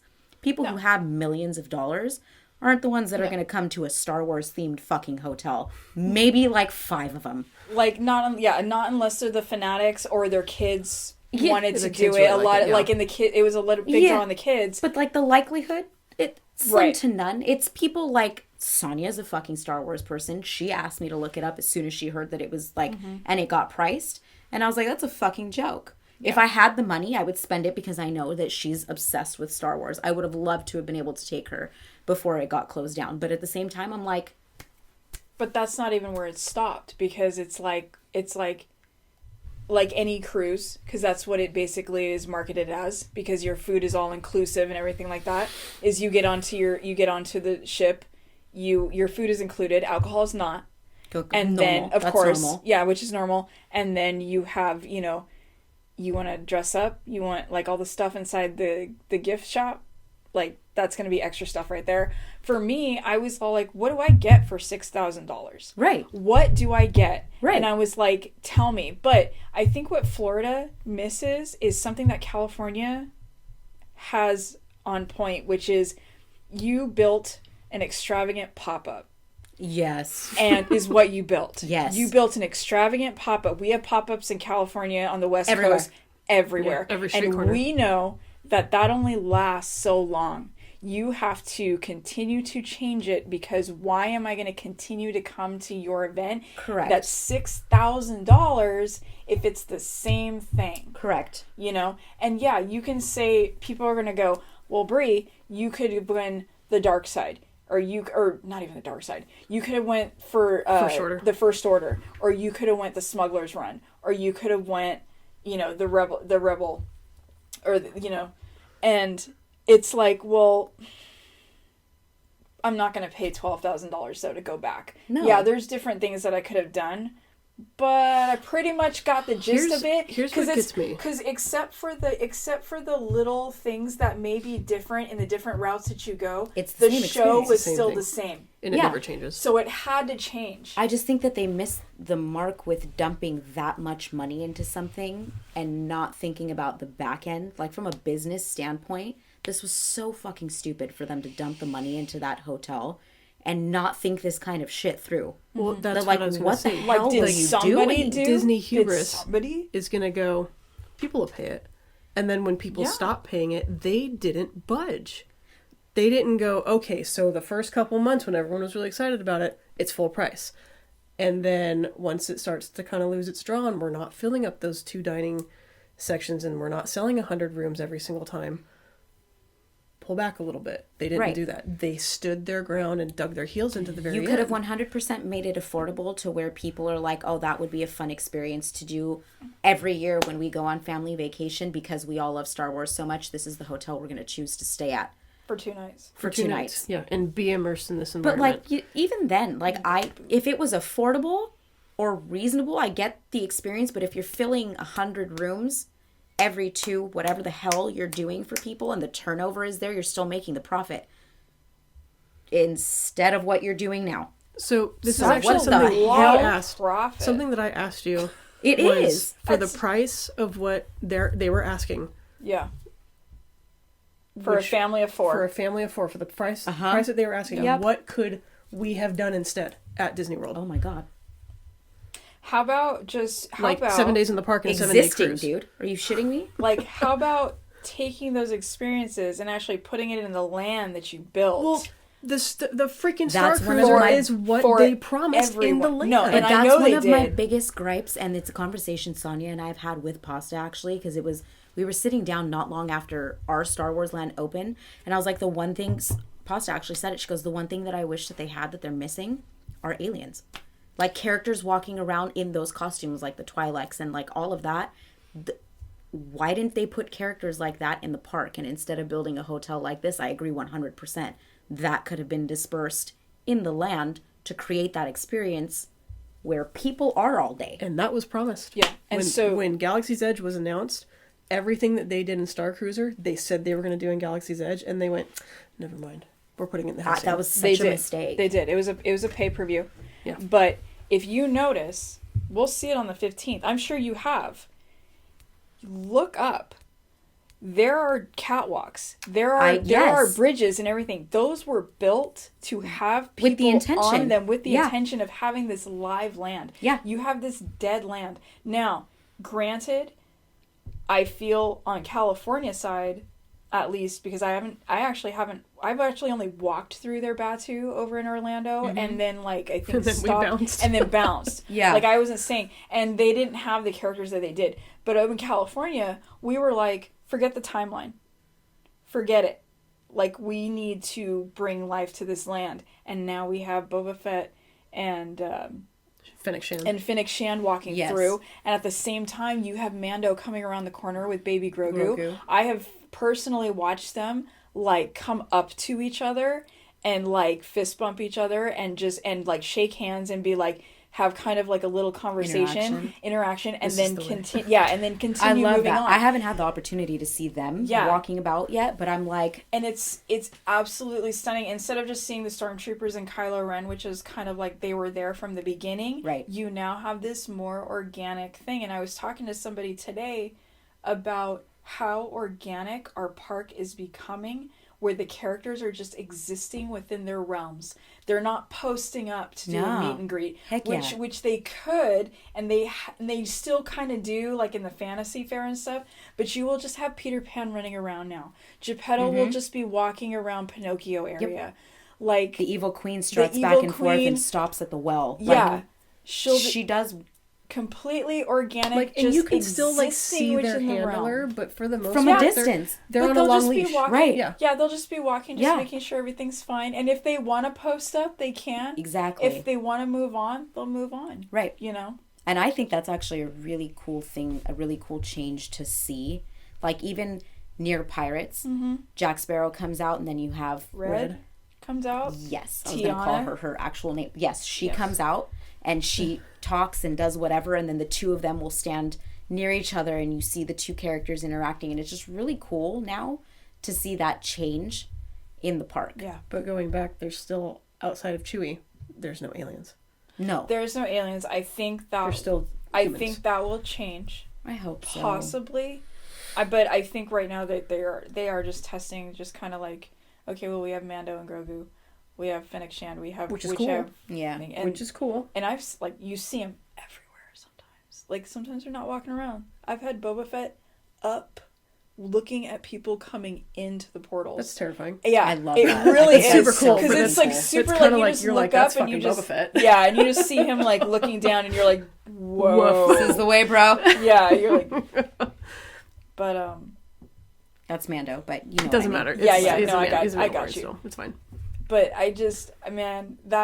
that hotel, it's such a disappointment. we're planning to go back in 2, I don't know how else to say it. a year and a half. Yeah, a year and a half. We're planning to go back, and so we'll see what they do with it at this point. But I think it's a giant $1 million monument to what could have been, what should have been, and even if they didn't want to lower the price with how they started, because if all of a sudden you drop something 50%, you get a pushback on the people that paid the full price. Right. And you're going to make some people angry, which, you know what? You've never already made the money. You're never going to make everybody happy. Agreed. And you got to do what you got to do, you know, but they could have, But that happens they all could the have, time. it does, but you could have looked at it, changed the entire experience, still kind of thing, and then been like, okay, what could we charge while still making a profit? I'm going to guarantee you it's not $6,000. I agree with that. You know? And At I this That's point, like at $5,000 to this point. $6,000 a person, right? Right. No. It's Or is like it it was for a, it was for a two? family of 4. Like 2, I think, was like 5,000, like 45 to like $5,000. That's Because still- I for talked 2 about nights, that is an astronomical because I talked amount of money. about to Mike, and I said if we do this, it's going to be like 5,500, which if we broke it into 4, it would be like 1,500 a person or something like that. Still. Which is still astronomical because I can go on a 7-day cruise with Disney for like $2,000. Right. But like, you know what I'm saying? And that's like your destination. Yeah. Your ass You're- is moving you're from one place actually to another. going I'm somewhere. actually seeing Europe. Yeah. You know? Look at the ocean. Maybe there's a whale. I don't know. I don't know, but I'm going somewhere. I'm not staying in a brick in like a concrete building. bunker. Yeah, I feel like Disney has just been a season of making poor fucking choices lately. And it's been like a minute. But they're still being like, you shit. know, record profits. So what? Oh my god, I will not get over the fact that you took something that was cool. And I will admit it, I don't know if I would have ever shelled out that money, but if they had maybe thought about it. I did too. If- Honestly, if I they considered had- it, but knocked off $1,500 from it, yeah, I would have saved up to go do it. If they I would have said saved up all haunt season and all fair season. Be like, okay, we're gonna if go do they it. had said it's $4,000 for 4 people, that's $1,000 per person, and I got 4 people, and I said like, Yes. hey y'all, like $1,000 a person, y'all want to go? y'all Yeah. want to go? Yeah.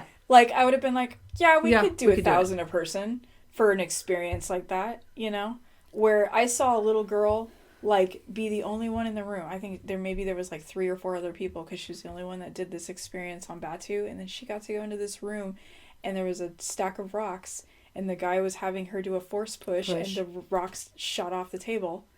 Like She will never forget that. No. Yeah.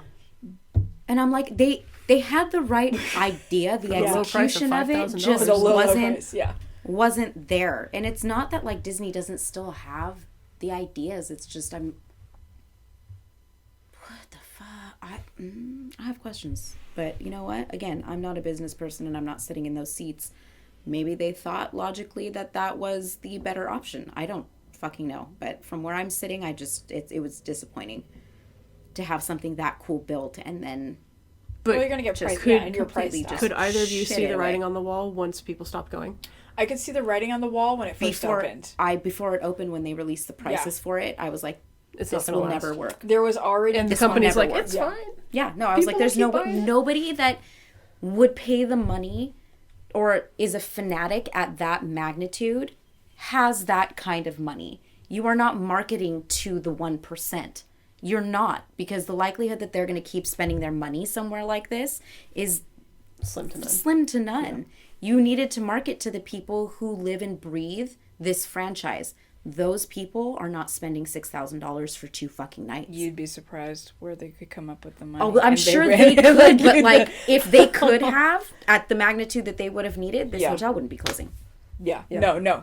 You know what I mean? Like I know they come up with the money because people find a way to Star Wars Celebration every fucking year across Yeah. the world and spend astronomical amounts. I know they can, but like at the magnitude that they would have needed for this to survive, it just is not fucking feasible. But at least they're going across the world. Right, yeah. See, They're Right. going somewhere. Exactly. You know? If my ass had the money, my ass would have been in London for Celebration. I would have been like, I will absolutely spend the money, and then I'm going to spend a week here. Yeah. See how that works? Absolutely. For $6,000? For $6,000, Yeah. at least I get to see the world. I'm going to Big Ben and fuck you. Yeah. Like, Great, I'm going, thank you. hello, Parliament. Exactly. Cheerio. I don't know. I'm going to enjoy myself. Do you But think I am a traitor. I Oh am my god. a traitor. So fucking funny. I love your tea. Do you think this proves how out of touch the company is with I think they've been out of touch for so long. But like this was like the glaring like, oh, you're not even hiding it anymore. To be fair, for people who I have had friends who work for the company for such a long time that I'm like, these discussions are on a regular basis of like, hey, this is what's going on at work. This is how my day was. Damn, like this is what's frustrating. And just having those conversations with people, I feel like makes you privy to things that maybe the general population doesn't consider or think of. And in that way, I feel like, speaking for myself, I am a little bit more informed on how out of touch the company has been for so long. Not to mention the fact that if you are paying attention over the years, like the controversy between the employees and this company have been getting progressively worse and weird and wonky, that I'm like, And very in your face public now. right. Too. And I'm like, what is happening? You go to Florida and they're all like the college program kids, and I know they're having the wage problem issues. I get it. But everyone over there is so fucking nice. Everyone over there was really Every kind. time we have gone to Disney World for whatever reason, everyone has been out of their way kind. I cannot say the same thing about our parks here. You know what? It just crossed my mind, and I don't know if this is necessarily the case, but it's a question that I'm like, I wonder if this plays a factor into it. California is a state that is, for the most part, very tolerant of a lot. And then you go somewhere like Florida that is currently having the political climate that they are having, especially with a particular community of people where a lot of things are being banned and made illegal. And people who generally work for Disney and that company stand with that community or are a part of it.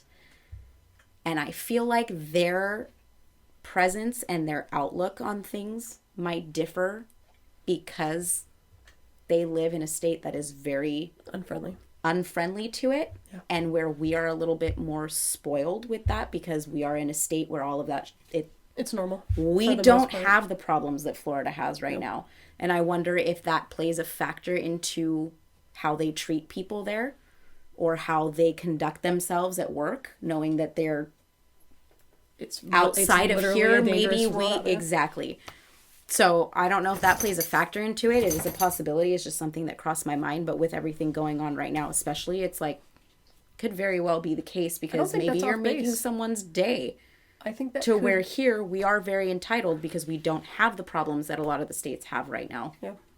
I don't think that's off base. I think that very well could play into it. But I'm just saying, cast members over here, some of them are mean.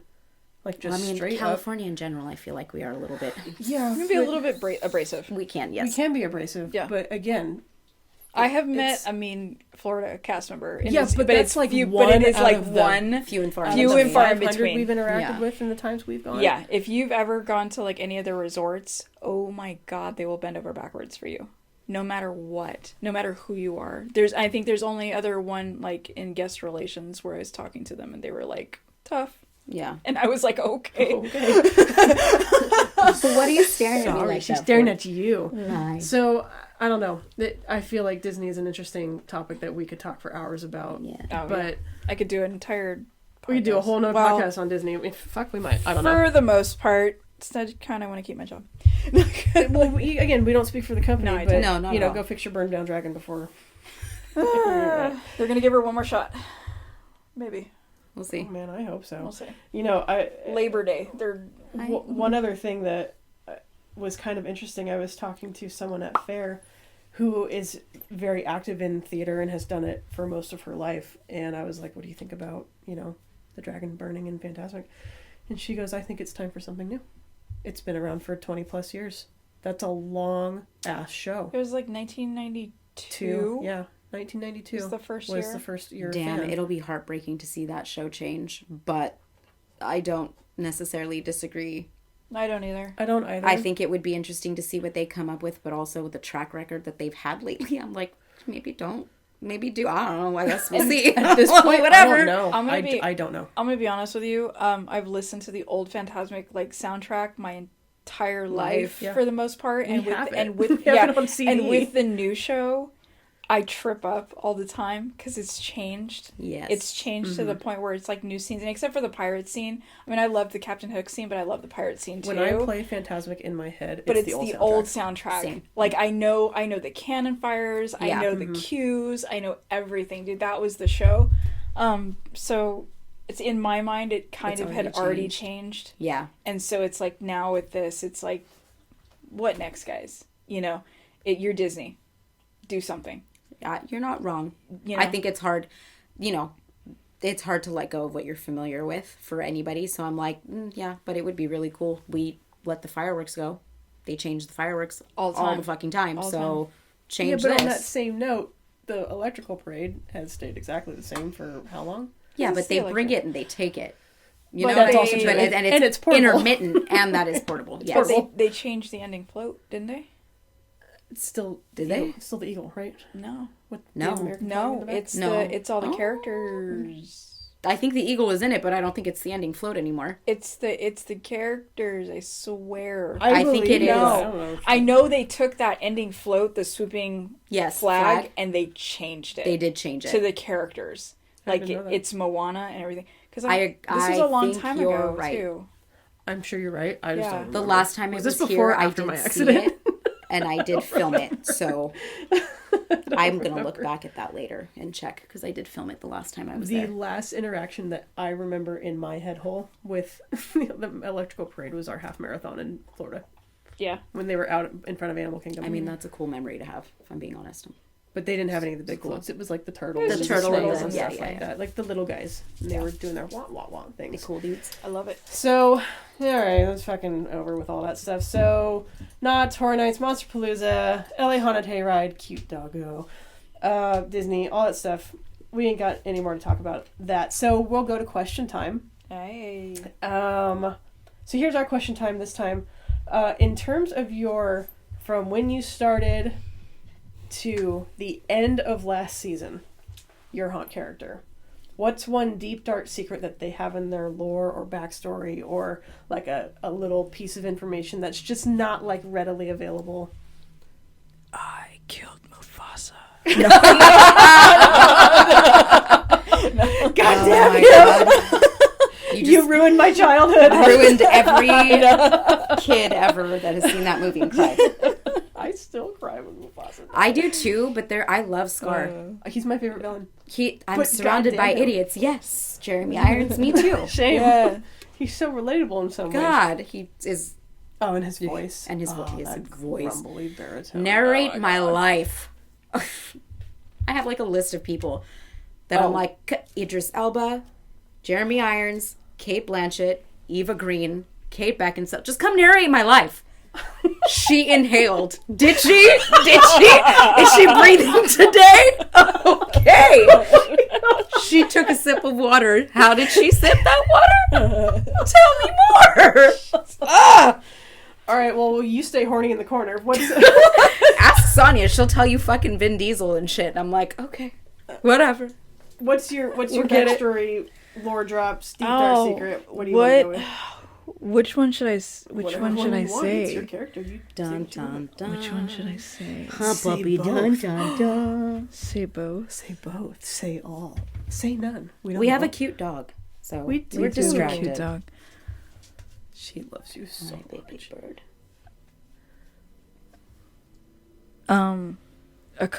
Couple secrets. Couple secrets for Diego.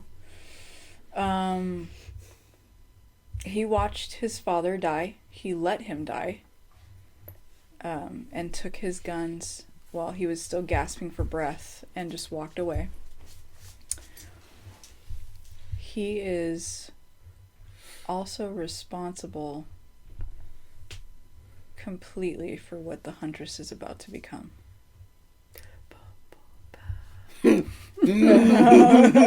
Oh God, this is gonna be so much fun this season, And he is on a rampage. Anyways. and I will be coming very close behind you to pick up. The pieces of all that. Don't get close to him. Oh, you can't touch me. You can't kill Death. I'm just gonna be behind you picking souls up. He is not logical. Yeah, right at this point. That's fine. What about you? You have wings. I have wings. And you have a beak. I'm a bird. And you have a really cool tail. I am Hellburb, even though I'm not a burb. I know. As Kyle would say, you are not burb. We're not. I am not burb. It's something I have posted, or that got posted with the lore of the character, is that she was there every time in every lifetime that Sarah Marshall was hung as a witch. And I was there to collect her every single time. No. She was a witch in every life. She always got caught. And then... which means she's sloppy. Is it, though? She wanted to get caught. And she has a different form when she is not collecting souls, but nobody will ever see it except for Lyra. Because I have Lyra's soul. And am not collecting souls where Lyra is. So she is the only thing that will ever see me not in the form that I am in the park. And I still don't know what that is. And you don't know what it is. I don't know what that is. I'm not privy to that information. Oh, yes. And yes, what the Huntress is going to become is going to be fun, because what's left of her from what I took is what she becomes, pretty much. It's going to be great. Look at you with stinky eyes over there. Mine is just so not interesting because I can't really talk about the new character, if I even get it, you know? But look at you. Look at Diego's stinky eyes over there. She's giving you stinky cat eyes. It's okay. I'm taking care of her, I promise. You saw the comic that we posted. Like I said, he's not logical right now. That's okay. He doesn't need to be. He doesn't need to be. Until he asks for death. My poor kitty. I think that's the first logical thing he'll ever think about. Listen, I have thought about, like, just linebacker tackle right into the ground to kill you. Oh, if that's gonna, yes. Mm-hmm. We have discussed. Wouldn't that be so fucking cool? But though? You and I, if your character this year gets approved, which I'm sure it will, have discussed. And it involves you, but you obviously will not know what it involves Diego, but... Okay, just prepare me if I'm getting... You will not... Any kind of physical, so I can do that. I don't... On my end, it's not something physical, but it is something that I control within what she becomes. It's me. Hi, baby. I feel like, oh my god, I feel like Riley in Eclipse right now. Just like... Huh? He's like, you're dead. Like, he is so just screwed up and in your head not so rational in my mind, not rational mind, it is going to be very devastating. You're dead. So there will probably be moments of devastation which will cause you to absolutely lose your shit and just plow through everyone, and I look forward to it. I cannot wait to see you lose your little kitty temper. Me too. I'm very excited to just walk behind you and be like, die, you're dead. You know, it's going to be fun. It's going to be very fun for me. People are going to be like, just go with that. Oh, and this is probably putting my foot in my mouth, but if I can pull it off, there will be something different about my costume this year that will be paying homage to another person. Oh, I know what you're talking about. Yeah. My deep dark, which one should I tell? Because I had two things written down that are nowhere near as interesting as what you guys just talked about.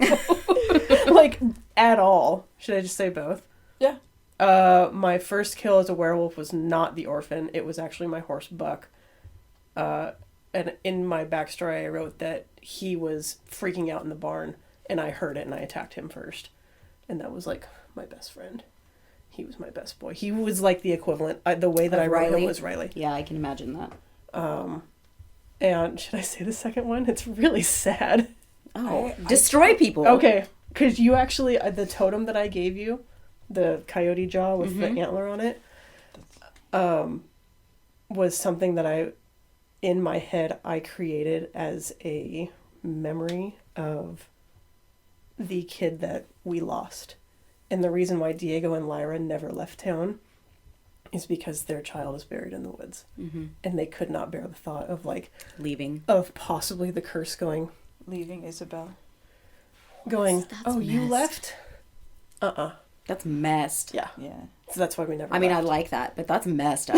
That's why we never left. Because I've thought about it. That was like a plot hole thing where I'm like, why wouldn't we just fucking leave? Oh, fuck. We can't leave. There's a kid. That's right. So, yeah, I forgot. Like, so there was another thing that we were talking about. There was Diego's eyes when in 2021 were blue.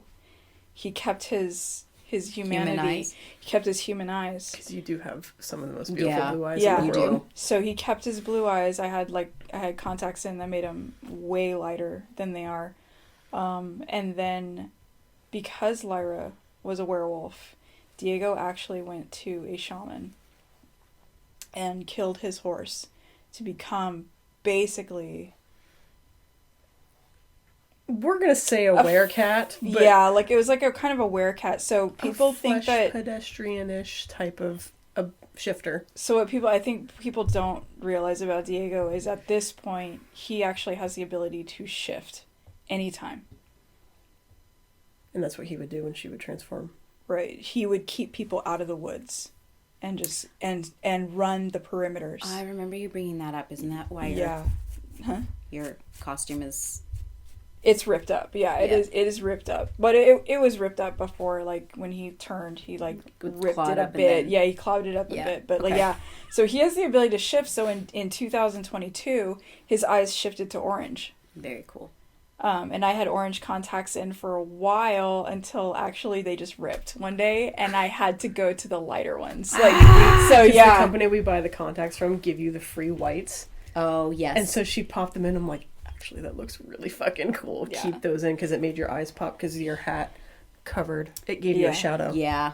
Kind of like how my hair, you couldn't see the non-blind eye that I had that had the orange sclera in it. You couldn't see it. So I think this year he's going to keep that white eye, but he's gonna have more of a demon eye. Like it's gonna be the cat slit. Dope. Like at this point. Yes. Poor kitty. Yeah. Any other lore drops that anybody else wants to do? I'm trying to think. We've talked about so much. I want to know what your true form looks like. Maybe. I don't know. We'll see. I mean, listen, I respect your boundaries, but I also really want to... Ultimate form! I want to see your ultimate form. That's literally something I texted you the other day. I'm like, do you have a ultimate form? And this is just what you like your final form? Yes. Final form. Final form. Your boss fight form? I do. Well, that's not true. I guess Death would know what it looks like. Well, yeah. Because I feel like I'm Death sorry. and I are like twinsies. Of the mortals you have collected over the years, no one knows what you actually look like. Right. Because I collect them and I let them go wherever they're into the beyond, into their beyond. But Lyra is with me, so she is the only one that will see it. That's right, goodest girl. I'm trying to think if there's anything else that we've talked about that I'm like, yeah, I could say that without like giving it away. Yeah. I don't know. I know I have to keep a lot of things close. Yeah, you can't. Yeah, you I can't say anything. Um, I don't even want people to know it's me at first. I don't think I have anything else that I can think of off the top of my head. All right. Well, I mean, you're always welcome back here. So if you think of it, like, shoot me a text and be like, I remembered it. And then we'll just, have a I remembered it podcast. Yeah. I think the biggest thing is, like, I'm going to try very hard to pay homage to one character if I can get it done. And then I will have pieces of other characters. I collect things. Like a bird? Like a burb. Are you going to be like that guy in, is it Resident Evil, and he opens his coat and he's all stranger? He's got all the shit in his coat. No, because right now I have the jaw that Lyra gave me that I carry. It's on my belt. And then I have a rosary that I carry around. And I'm going to add another rosary this year. So, I'm going to carry pieces from specific characters. I will say that. That's fucking cool. Anything else for Diego Poo? Does Diego like water? Or is he a cat? He's okay, because he still had...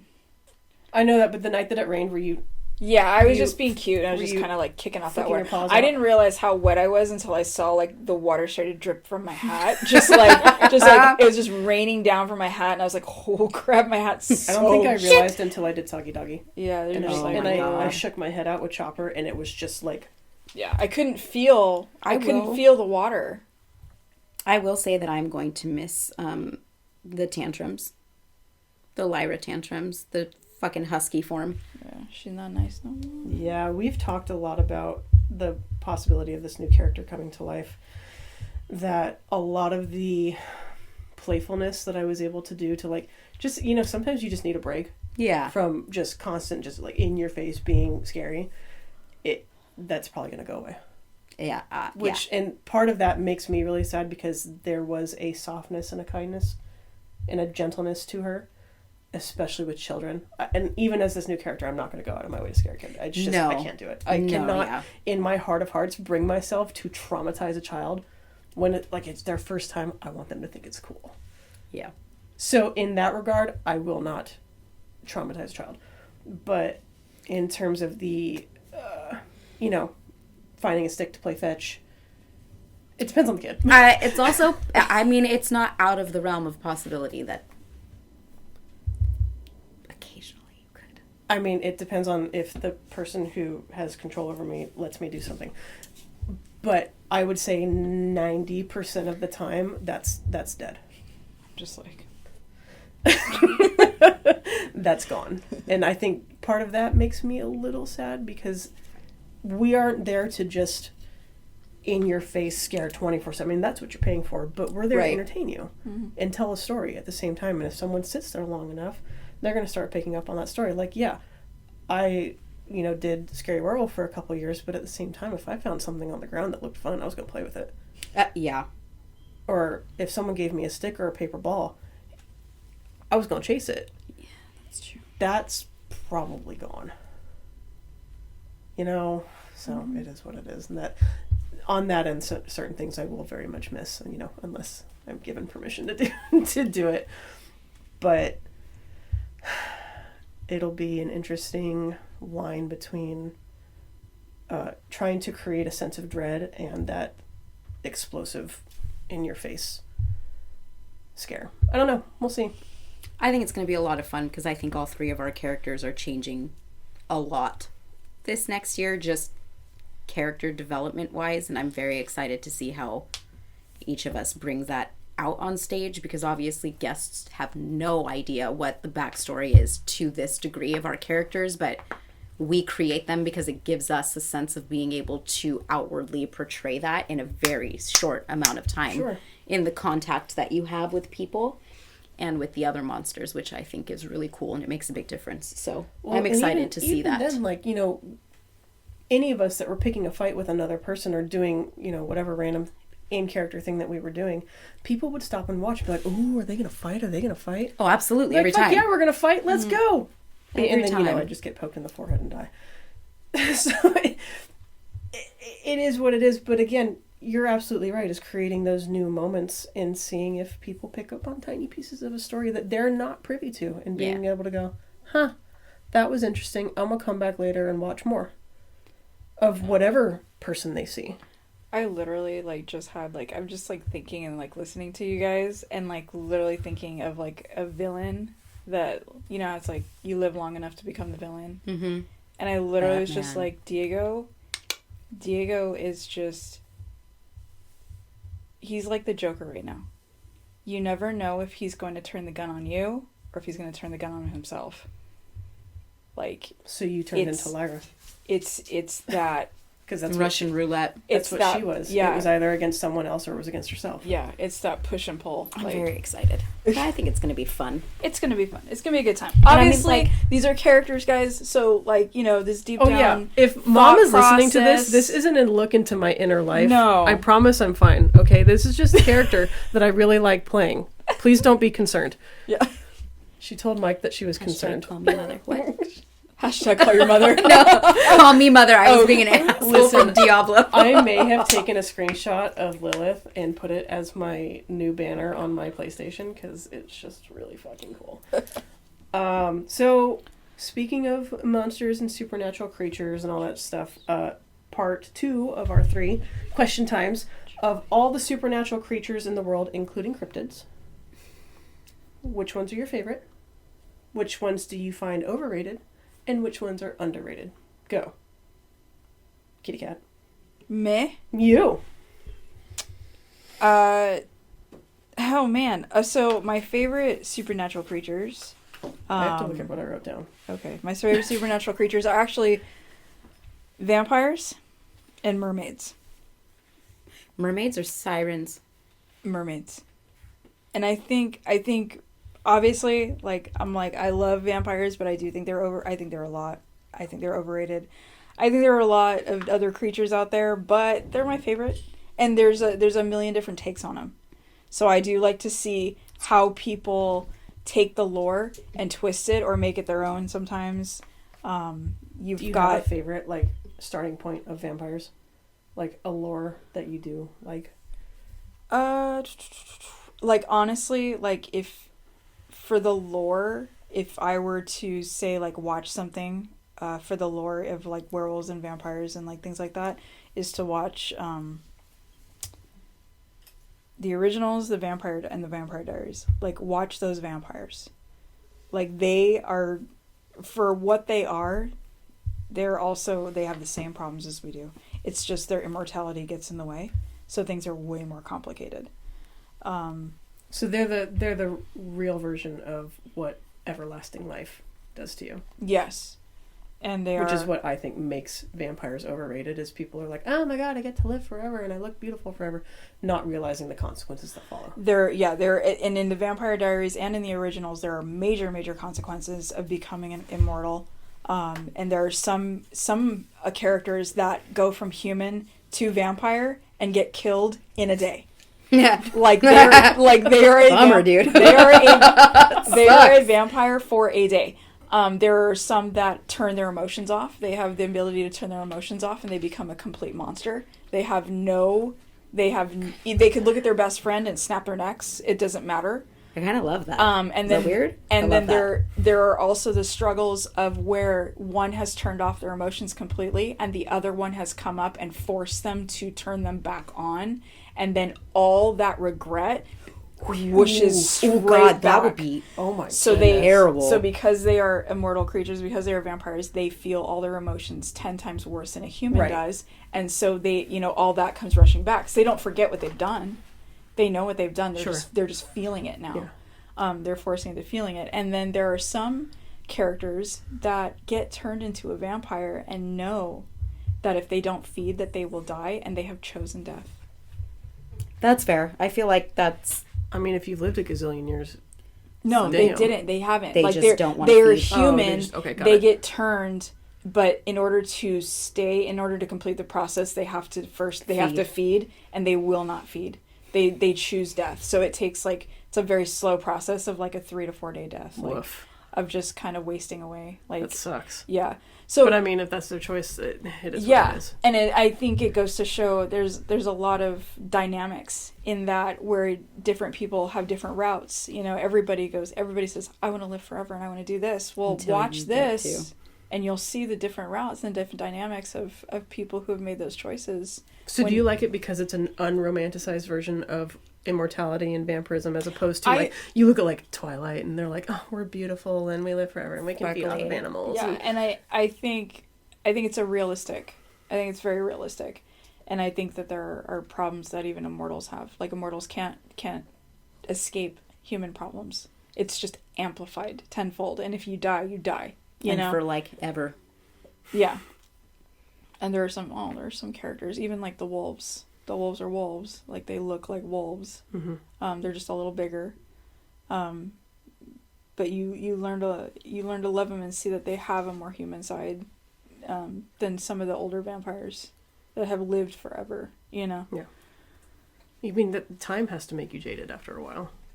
Yeah, it really does, and you experience those rose-colored glasses come off real quick. You experience so much loss, but then and as for mermaids, wow, what a creature that can take so many different forms in the lore of what we know about them. In media, what is your favorite mermaid that you've seen? Because mine's pirates. Oh, Dude, mine too. Pirates is, I think, for me, as well as 100%. They're terrifying. 100%. I Beautiful. loved that. And they're so gorgeous, and their voices. Yeah. I loved what they did with that. I was like, this is what they should look like. This is what they should be. Because this is like sailor accurate lore. Yeah. Beautiful, beautiful creatures. Very deadly. Like intoxicatingly. And then you've got, and as she pulls him down, you see She those is fangs. nasty. You see those fangs. Yeah, nasty. And then you have in like Harry Potter where they look completely different. They don't even look like a human at all. Hi, Mama. And then you've got Disney where they humify them, but I don't know. It's one of those things where it's one of those possibilities, like, Yetis and Sasquatches. Like, I love them as well, like for the cryptids. But you're like, could these things exist? Like, we watched a thing on YouTube the other day where it's like, how much of the universe or how much of the oceans the galaxy have we explored? And the way she equated it was, if you take the entire volume of our Earth's ocean, the amount of space that we've explored, if you equate it to that, would be taking a glass of water like a 12 from the ounce ocean and handing it to someone and Yeah. being like, this is the amount that we've explored. Yeah. So I wouldn't be surprised if we have Alien and Predator running around out there. Right. Literally. But Probably I mean, best obviously, friends, like, wrapping your head around space is infinite. Our oceans are vast on this ball called Yarth. Yarth! And Terrifying. we have not No, we don't know shit. explored all of them, and I think Sonia would agree. Like, why would we even go in there? We haven't explored them. Like, what? Like, what are we doing? Right? We don't have a even be shit having this connection right now conversation. already. She'd I be know. like, nope, Like, we're not. we're having done. it. But like, why wouldn't they have? Why? How can we say that they don't exist? I agree And with that. cultures around the world that have no connection or correlation have lore Yeah. of fair sea maidens that have fishy tails Or and or want like to eat your said. face. Yeah. And there was another thing that, like, there were, like, NASA actually started exploring the ocean, and then in the 70s, like, stopped Because they found something they and weren't decided supposed to go, like, let's get us off of Let's not. Earth. Like, and put it all into space exploration, but, like, So what you're saying Who knows? is my kaiju husband Godzilla is probably real, it's probably Oh there. my god. He's underneath. and his queen Mothra is somewhere. I mean, Sounds- guys, we have underwater volcanoes, fire and water. Like, come on. Yeah. It's crazy. But yeah, so mermaids, vampires, Yeti and Sat Bigfoot. Yeti and Bigfoot. Like, come on. There's There's some cool shit out there. they gotta be out there, guys. Yeah. We have not explored the entire planet. Like, no way. There's some very inhospitable places that animals still live that we haven't even found yet. Yeah. Yep. What about you? Oh my god, that's such a hard question. Because I'm going to think about this, like, off the top of my head. I didn't even I sent pre-plan. you the question. I know you did. You absolutely fucking did, and I did not catch these last fucking 3. So that sucks for me, but...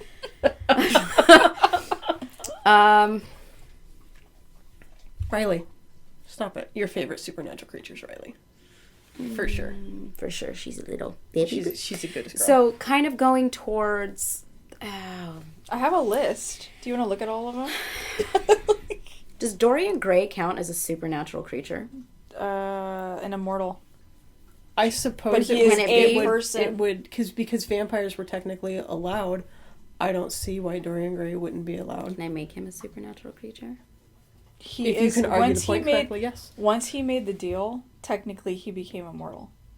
Technically, would make he you is a supernatural. supernatural creature. Okay, so Okay, Dorian Gray, that is one of them. the thing you named your cat after. Would you classify Fatty. him as a demon? Like, as a type of, at that point? Or Because of yeah. because of who he made his deal with? I'm just trying to put it under a classification realm. I think that that's safe to assume that you could. Don't demons need to continually make deals and stuff though, or can Do they? they? Or No. can they just exist as what they are? No, because he was made by... Aren't all demons made?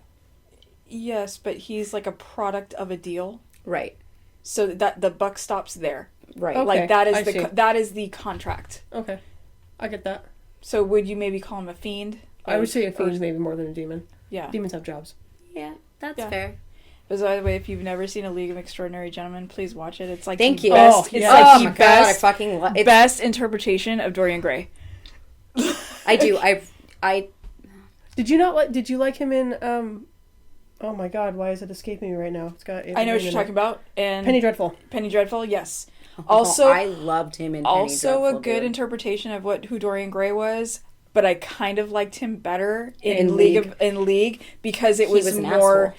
Yeah, he was, and he always has been. But it was more of the character of the book being brought to life. Correct. Instead where of they romanticized him in Penny Dreadful and did the like pretty boy lure you in thing, where in League of Extraordinary Gentlemen I'm like, that's a little more, I think, to the demeanor that he kept was that ruthless thing. I think he was a very complicated thing, and I think I really enjoy that fact. So if I can classify him as supernatural, then he will be one of them. And then something I've kind of been obsessed with since True Blood ever came out was Marianne's character as the Maenad. I think that's what it was. And she was she had like a bull head, and I don't know if she would be classified as a form of fae or not. That counts. And her hands would get like super long and disgusting, and she was in season 1. Okay. Well, we never saw it. Oh yeah, I never saw it. That character was so fucking cool. Like, it is on my list of things to cosplay, but I don't look like Michelle Forbes at all.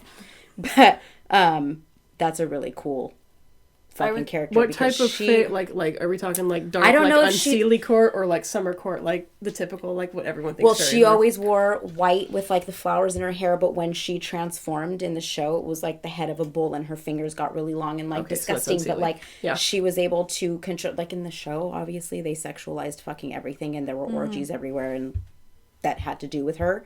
But I'm like, because Minotaur. So I'm like, I was always fascinated by that character, and she was just a terrible fucking person, and I loved it. But I like villains, so I will go for villainous. Overrated and underrated creatures of the night. I'm gonna go with vampires are overrated, just because it's so saturated, and it's like the go-to of, what's sexy? Vampires. Well, they are. What's scary? Underworld. Vampires. Come on. Who's Kate Beckinsale? we know. We know. But also Lucian. He's very sexy, but he's and also Rise of horrible. Lycans. I feel like it's overrated simply because it is the most leaned on. And then underrated? I don't know. No. I can't think of one off the top of my head. Do you guys think that vampires might be oversaturated and overrated, possibly because it could potentially have biblical roots? I wouldn't put that past. It depends on the lore you're going I know Yeah. it does depend on the With, lore like, with Judas. like Judas and everything. Yeah. But do you think that could be a reason why it's like a vampires? It's possible. I think that they just over sexualize vampires, and sex sells in these states. Like we said in the beginning. Like we said in the beginning. Yeah. I don't disagree Full with circle. that, but it's just one of those, like, Roll. when people are like, what is supernatural? Vampires. Dracula. But then What's terrifying? Vampires. Bloodsuckers. Blah, blah, blah. What's appealing? Vampires. I Like love- in every I aspect love that you going to can Morty. think of. Blah, blah, blah. Ugh, I don't say blah blah blah. Jesus, Morty. Every time. Kind of scary. If you Morty really look is at scary. him. If you catch him if you really look at him in the shadows, he's Yeah. fucking terrifying. He is terrible. just black eyes, those teeth, and then he's just got like the things, and you're just And like, this, Jesus. walking after you like this. I'm like, sir, When he put those moves, fucking nails away. when he moves, it's fine. When It's he's so just funny. when he's just standing in a corner, and even I When he walked perches by in the him, coffin, Oh, it's terrifying. Yeah. scary. you're like, ugh. Anyway, Yeah. shout out to Morty. Morty's cool. Yeah, I Okay. can't think of an underrated off the top of my head. Let I'm me pull out my sure. book. Favorite supernatural creature. My typicals are werewolves, obviously. Big fucking surprise, guys. And the Fresno Nightcrawler. I really like the Fresno Nightcrawler. I love the Walking Sheet Ghost. Walking Sheet. I love everything about it. And I recently found out that the indigenous people of the Yosemite Valley have, like, recorded sightings of the Fresno Nightcrawler. I love it. I love that. Can you imagine You did just bring that chilling out and seeing a sheet ghost with legs walk by, and it's not doing anything. It's just Chilling. He's just I walking. love Just that. all legs. Because they don't really attack people. They No, just do they their just- thing. they just walk. walk. You're just chilling. They're Yeah. just going on Like a that. walk. Non-traditional, I really like dragons. Especially Eastern dragons. Okay. I love long dragons. Okay, so why did I act surprised? But by that. I mean, it's a supernatural creature. I think dragons are the Eastern dragons. Yes, not European trust me, dragons. Drogon is best boy, and he is absolutely gorgeous from Game of Thrones, and I think that is what like European dragons should look like. Yeah. But man, Eastern dragons are just well, because Eastern dragons they're benevolent, kind, and bringers of life. Used to be a koi, and they got up the waterfall, and then they turned into a dragon. I love it. Anyways, and the other one is jackalopes. Gargoyle. Gargoyles. They're protectors. Gargoyles are rad, dude. Underrated. I would love to have gargoyles. We have a table gargoyle. We do. For all cat Didn't mean to cut you off, and I apologize, but it crossed my mind, and I was all... Say more about gargoyles right now. Say more. Did you watch right the show now? when you were a kid? Oh my god, of course I did. Yes, I did. Yes, I did. I think they're underrated. I think so too. I actually very much agree with and they are not depicted often. No. Like, literally, we have gargoyles from when we were kids watching the show, and then Hunchback of Notre Dame. We have those 3 yuppies. That's it. Like, I love them, don't get me wrong, but hello? What is your interpretation of them, though? Like, do you think that they are benevolent creatures that scare off evil spirits? Do you think that they are... Like, what do you think... What is a gargoyle to you? I feel like that could depend, because... I don't know. And again, their association with the church. Is the church, exactly. So are they little, like, imps that they were like, you guys stay out here and do what we did to the werewolves in Underworld, and you guys are our daytime guardian? Like, you know what I mean? Yeah. I don't know. I don't know how I feel about them. I just feel like they're underrated. Like, I don't know where I would place them on a scale. My natural instinct is that they are center. They are like a neutral point. They don't lean one way or the other. I'm going to stick with that for now because that is my... Are they just loyal to their masters? Could be. Further question. Would you put a gargoyle statue, like, outside of your house? No. I'm totally going to put one right now. Right now, right now? She really Are we going to likes go find one? She really likes gargoyles. I think they're fucking cool. There's a gargoyle on the Salem. table. Yeah, there's a gargoyle that on I the know. table. And he's our anti-theft gargoyle. So if anyone ever tries to steal anything, he curses and them. we've never had a problem. Knock on wood. Right. But our little headstone for Salem is a gargoyle cat. That's right. Yeah. It is. You're right. She's got little thingies and stone wings. You're right. I love that. I didn't even think of gargoyles. My other underrated, though, is a jackalope. Jackalopes are pretty And cool. I think in Europe they're called whoopertingers or something like that. Whoopertinger. I like that. Overrated vampires, we already talked about that. Underrated, my Ozark Howler. I think he's sweet looking. That's what Diego... Okay, listen. You pulled up the picture of what you thought Diego looked like, and I was like, Diego doesn't look like this. Diego looks like an Ozark Howler. And it's like the long, like, shaggy maned cat with... I think Diego has horns. But he's got the ram horns that come up, and I'm like, oh, so fucking He's just beautiful. there. He's Okay. Do you sound like Uncle Fester when he's howling at the moon? Is that what Diego sounds like? Can you do that once? I think we have 2 full moons this year. I'll do it. One just passed. No, Sunday. For October. Oh, for October. I was like, Sunday, I think, was a full moon. Are we going to do another howl? Am I allowed to do the howl? No. Maybe. I don't know. It's really up to you. Wait, hold on. Mother, can I do the howl? Mother. I crave howling. I crave howling. Yeah. You know what? Now that I'm thinking about it, going back sorry. to what we were talking about earlier, I think that's where a lot of that humor is going to come back into this character. It's just been like, this stupidity is going to be... I crave violence. Can I go do the howl, please? Okay, thank you, bye. I'm gonna be so, like, annoyed. No, like... Diego's perpetually annoyed right now. He is. I don't know if he's gonna be isolated. I just know he's gonna be unhinged, but... What is fun. unhinged Bree gonna look like? Because I can imagine what I have in my head is reserved brilliant. by any means, because you haven't. I feel like I have. Job. I feel like Diego has been compared to what is going to happen. Yes, like I am so looking forward to what is going to happen because I have this image in my head. It's like a reel that plays, and I'm all, it's going to be good. Yeah, I'm excited. On the nights where you're allowed to do it, like where it's kind of like safe to do so. Yeah. I think it's going to be a fucking bloodbath. I can't wait. But Which is great business for you. It's amazing. I'm neutral. I don't give a shit. I just know I need to, like, actually practice. Like, we need to go. because I need to take some hits. on my hands and my shoulders for what I have planned. Hits? It's gonna be so good. Hits? Like, be able to take the impact. Oh, I see. Yeah, not okay, get okay. hit, Yeah, but yeah, yeah. take I an was like, impact. wait Yeah, second. take a You're a hit. cat. Cats have boundaries. Yeah. I'm literally It's like... true. Cats have boundaries. And they go, don't cross that line. Don't look at me. And you also have your box. Yep. Are you going to be so unhinged where if someone has a box, you're not going to get into it?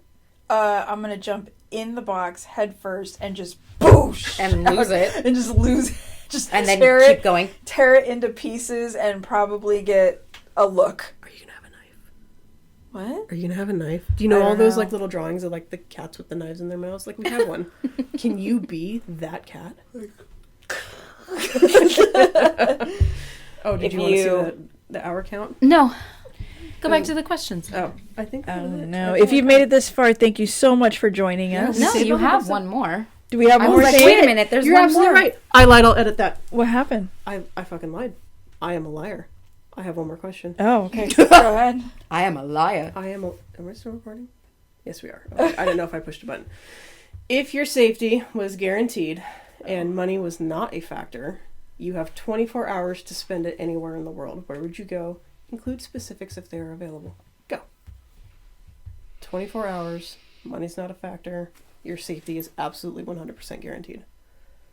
You will get there safely, you will enjoy your time safely, and you will return home safely. Oh, man. I would try and do 2 things within that 24 hours. I would try, pains my soul to fucking say this right now because I don't want to give that place money ever. I would try and get to Mount Ararat, which is now a part of Turkey. It's actually Armenian land, to be able to see it once and only once, because that is the only time I will step foot in that fucking place. And then I would try and get to Jerusalem for that, because Armenia is one of the 4 points. Jerusalem was one of mine. All sections, all whatever it's divided amongst, Jerusalem was, I think, my top Simply one. for Because I don't think it's going to be there for much longer. yeah. And, I'm afraid of that. I mean, like, Armenia and going into Turkey for Mount Ararat would be part of that trip, because Can't honestly, you see that from You can, the current border? Yeah, you can see it, but it's no longer Right, but that's like looking at Shasta from Sacramento. You can still see it. right. Yes, you can, but I would want to physically like be there, and then go to Armenia and then Jerusalem. So I would try and do all of that within 24 hours. Being in Armenia, I don't think safety is an issue. Going to Turkey, just inevitably, like, I know Armenians still live there, but It comes with its... being someone who Yeah. isn't going to keep their mouth shut about the fact that, like, this wasn't fucking yours to take, and somehow it's still part of your borders, can kiss my ass.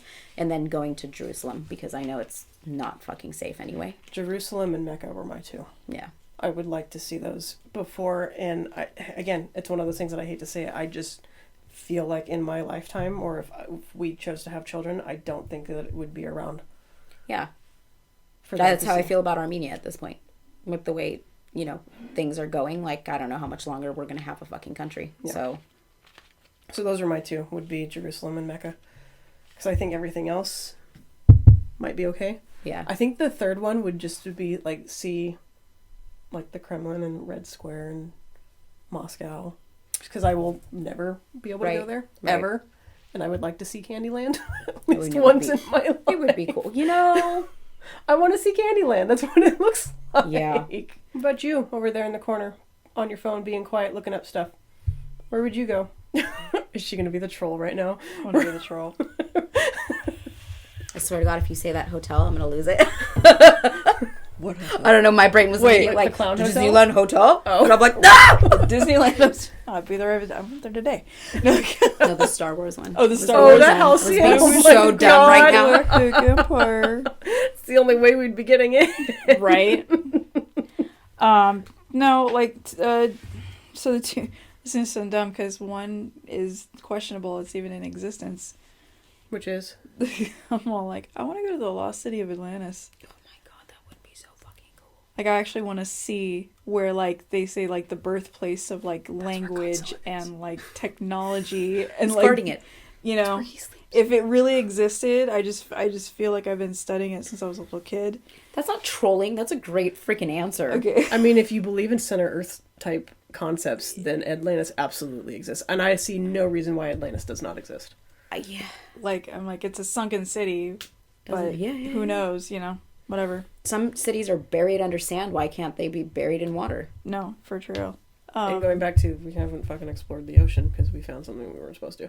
So I think that's a brilliant answer, but if I had to put you back on terra firma. And I would put you on terra firma, I probably would want to go to Cairo, Egypt.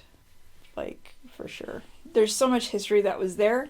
It's the birthplace of the modern medicine humanity. and like seeing all the things that were like the Great Pyramids and the chambers, which is absolutely forbidden to go in, but damn, wouldn't we love to like see? Yeah, it would just be like, it's more of a like a peekies, yeah, like a peeky, like just like what's up in there. Big summer blow up.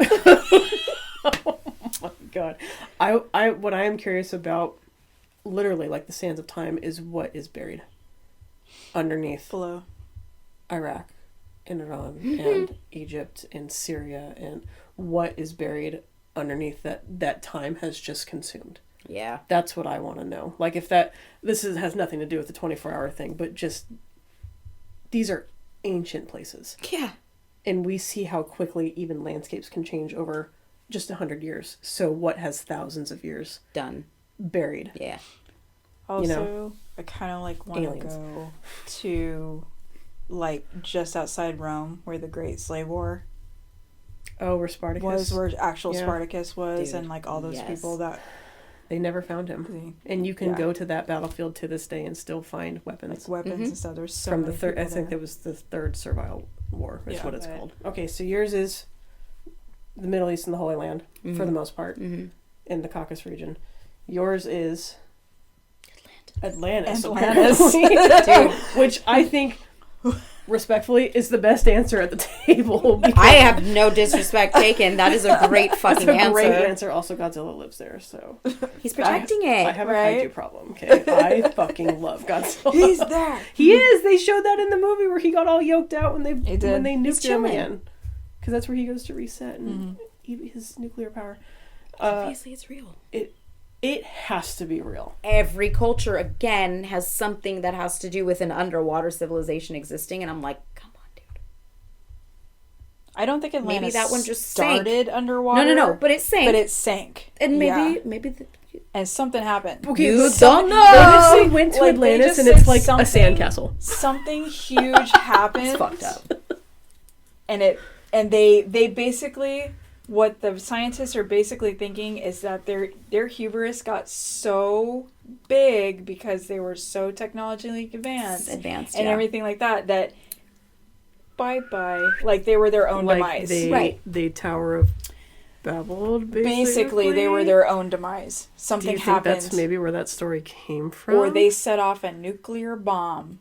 And that also I don't think is out of the question. Of their own type. Like, I think maybe the Disney movie got some things right.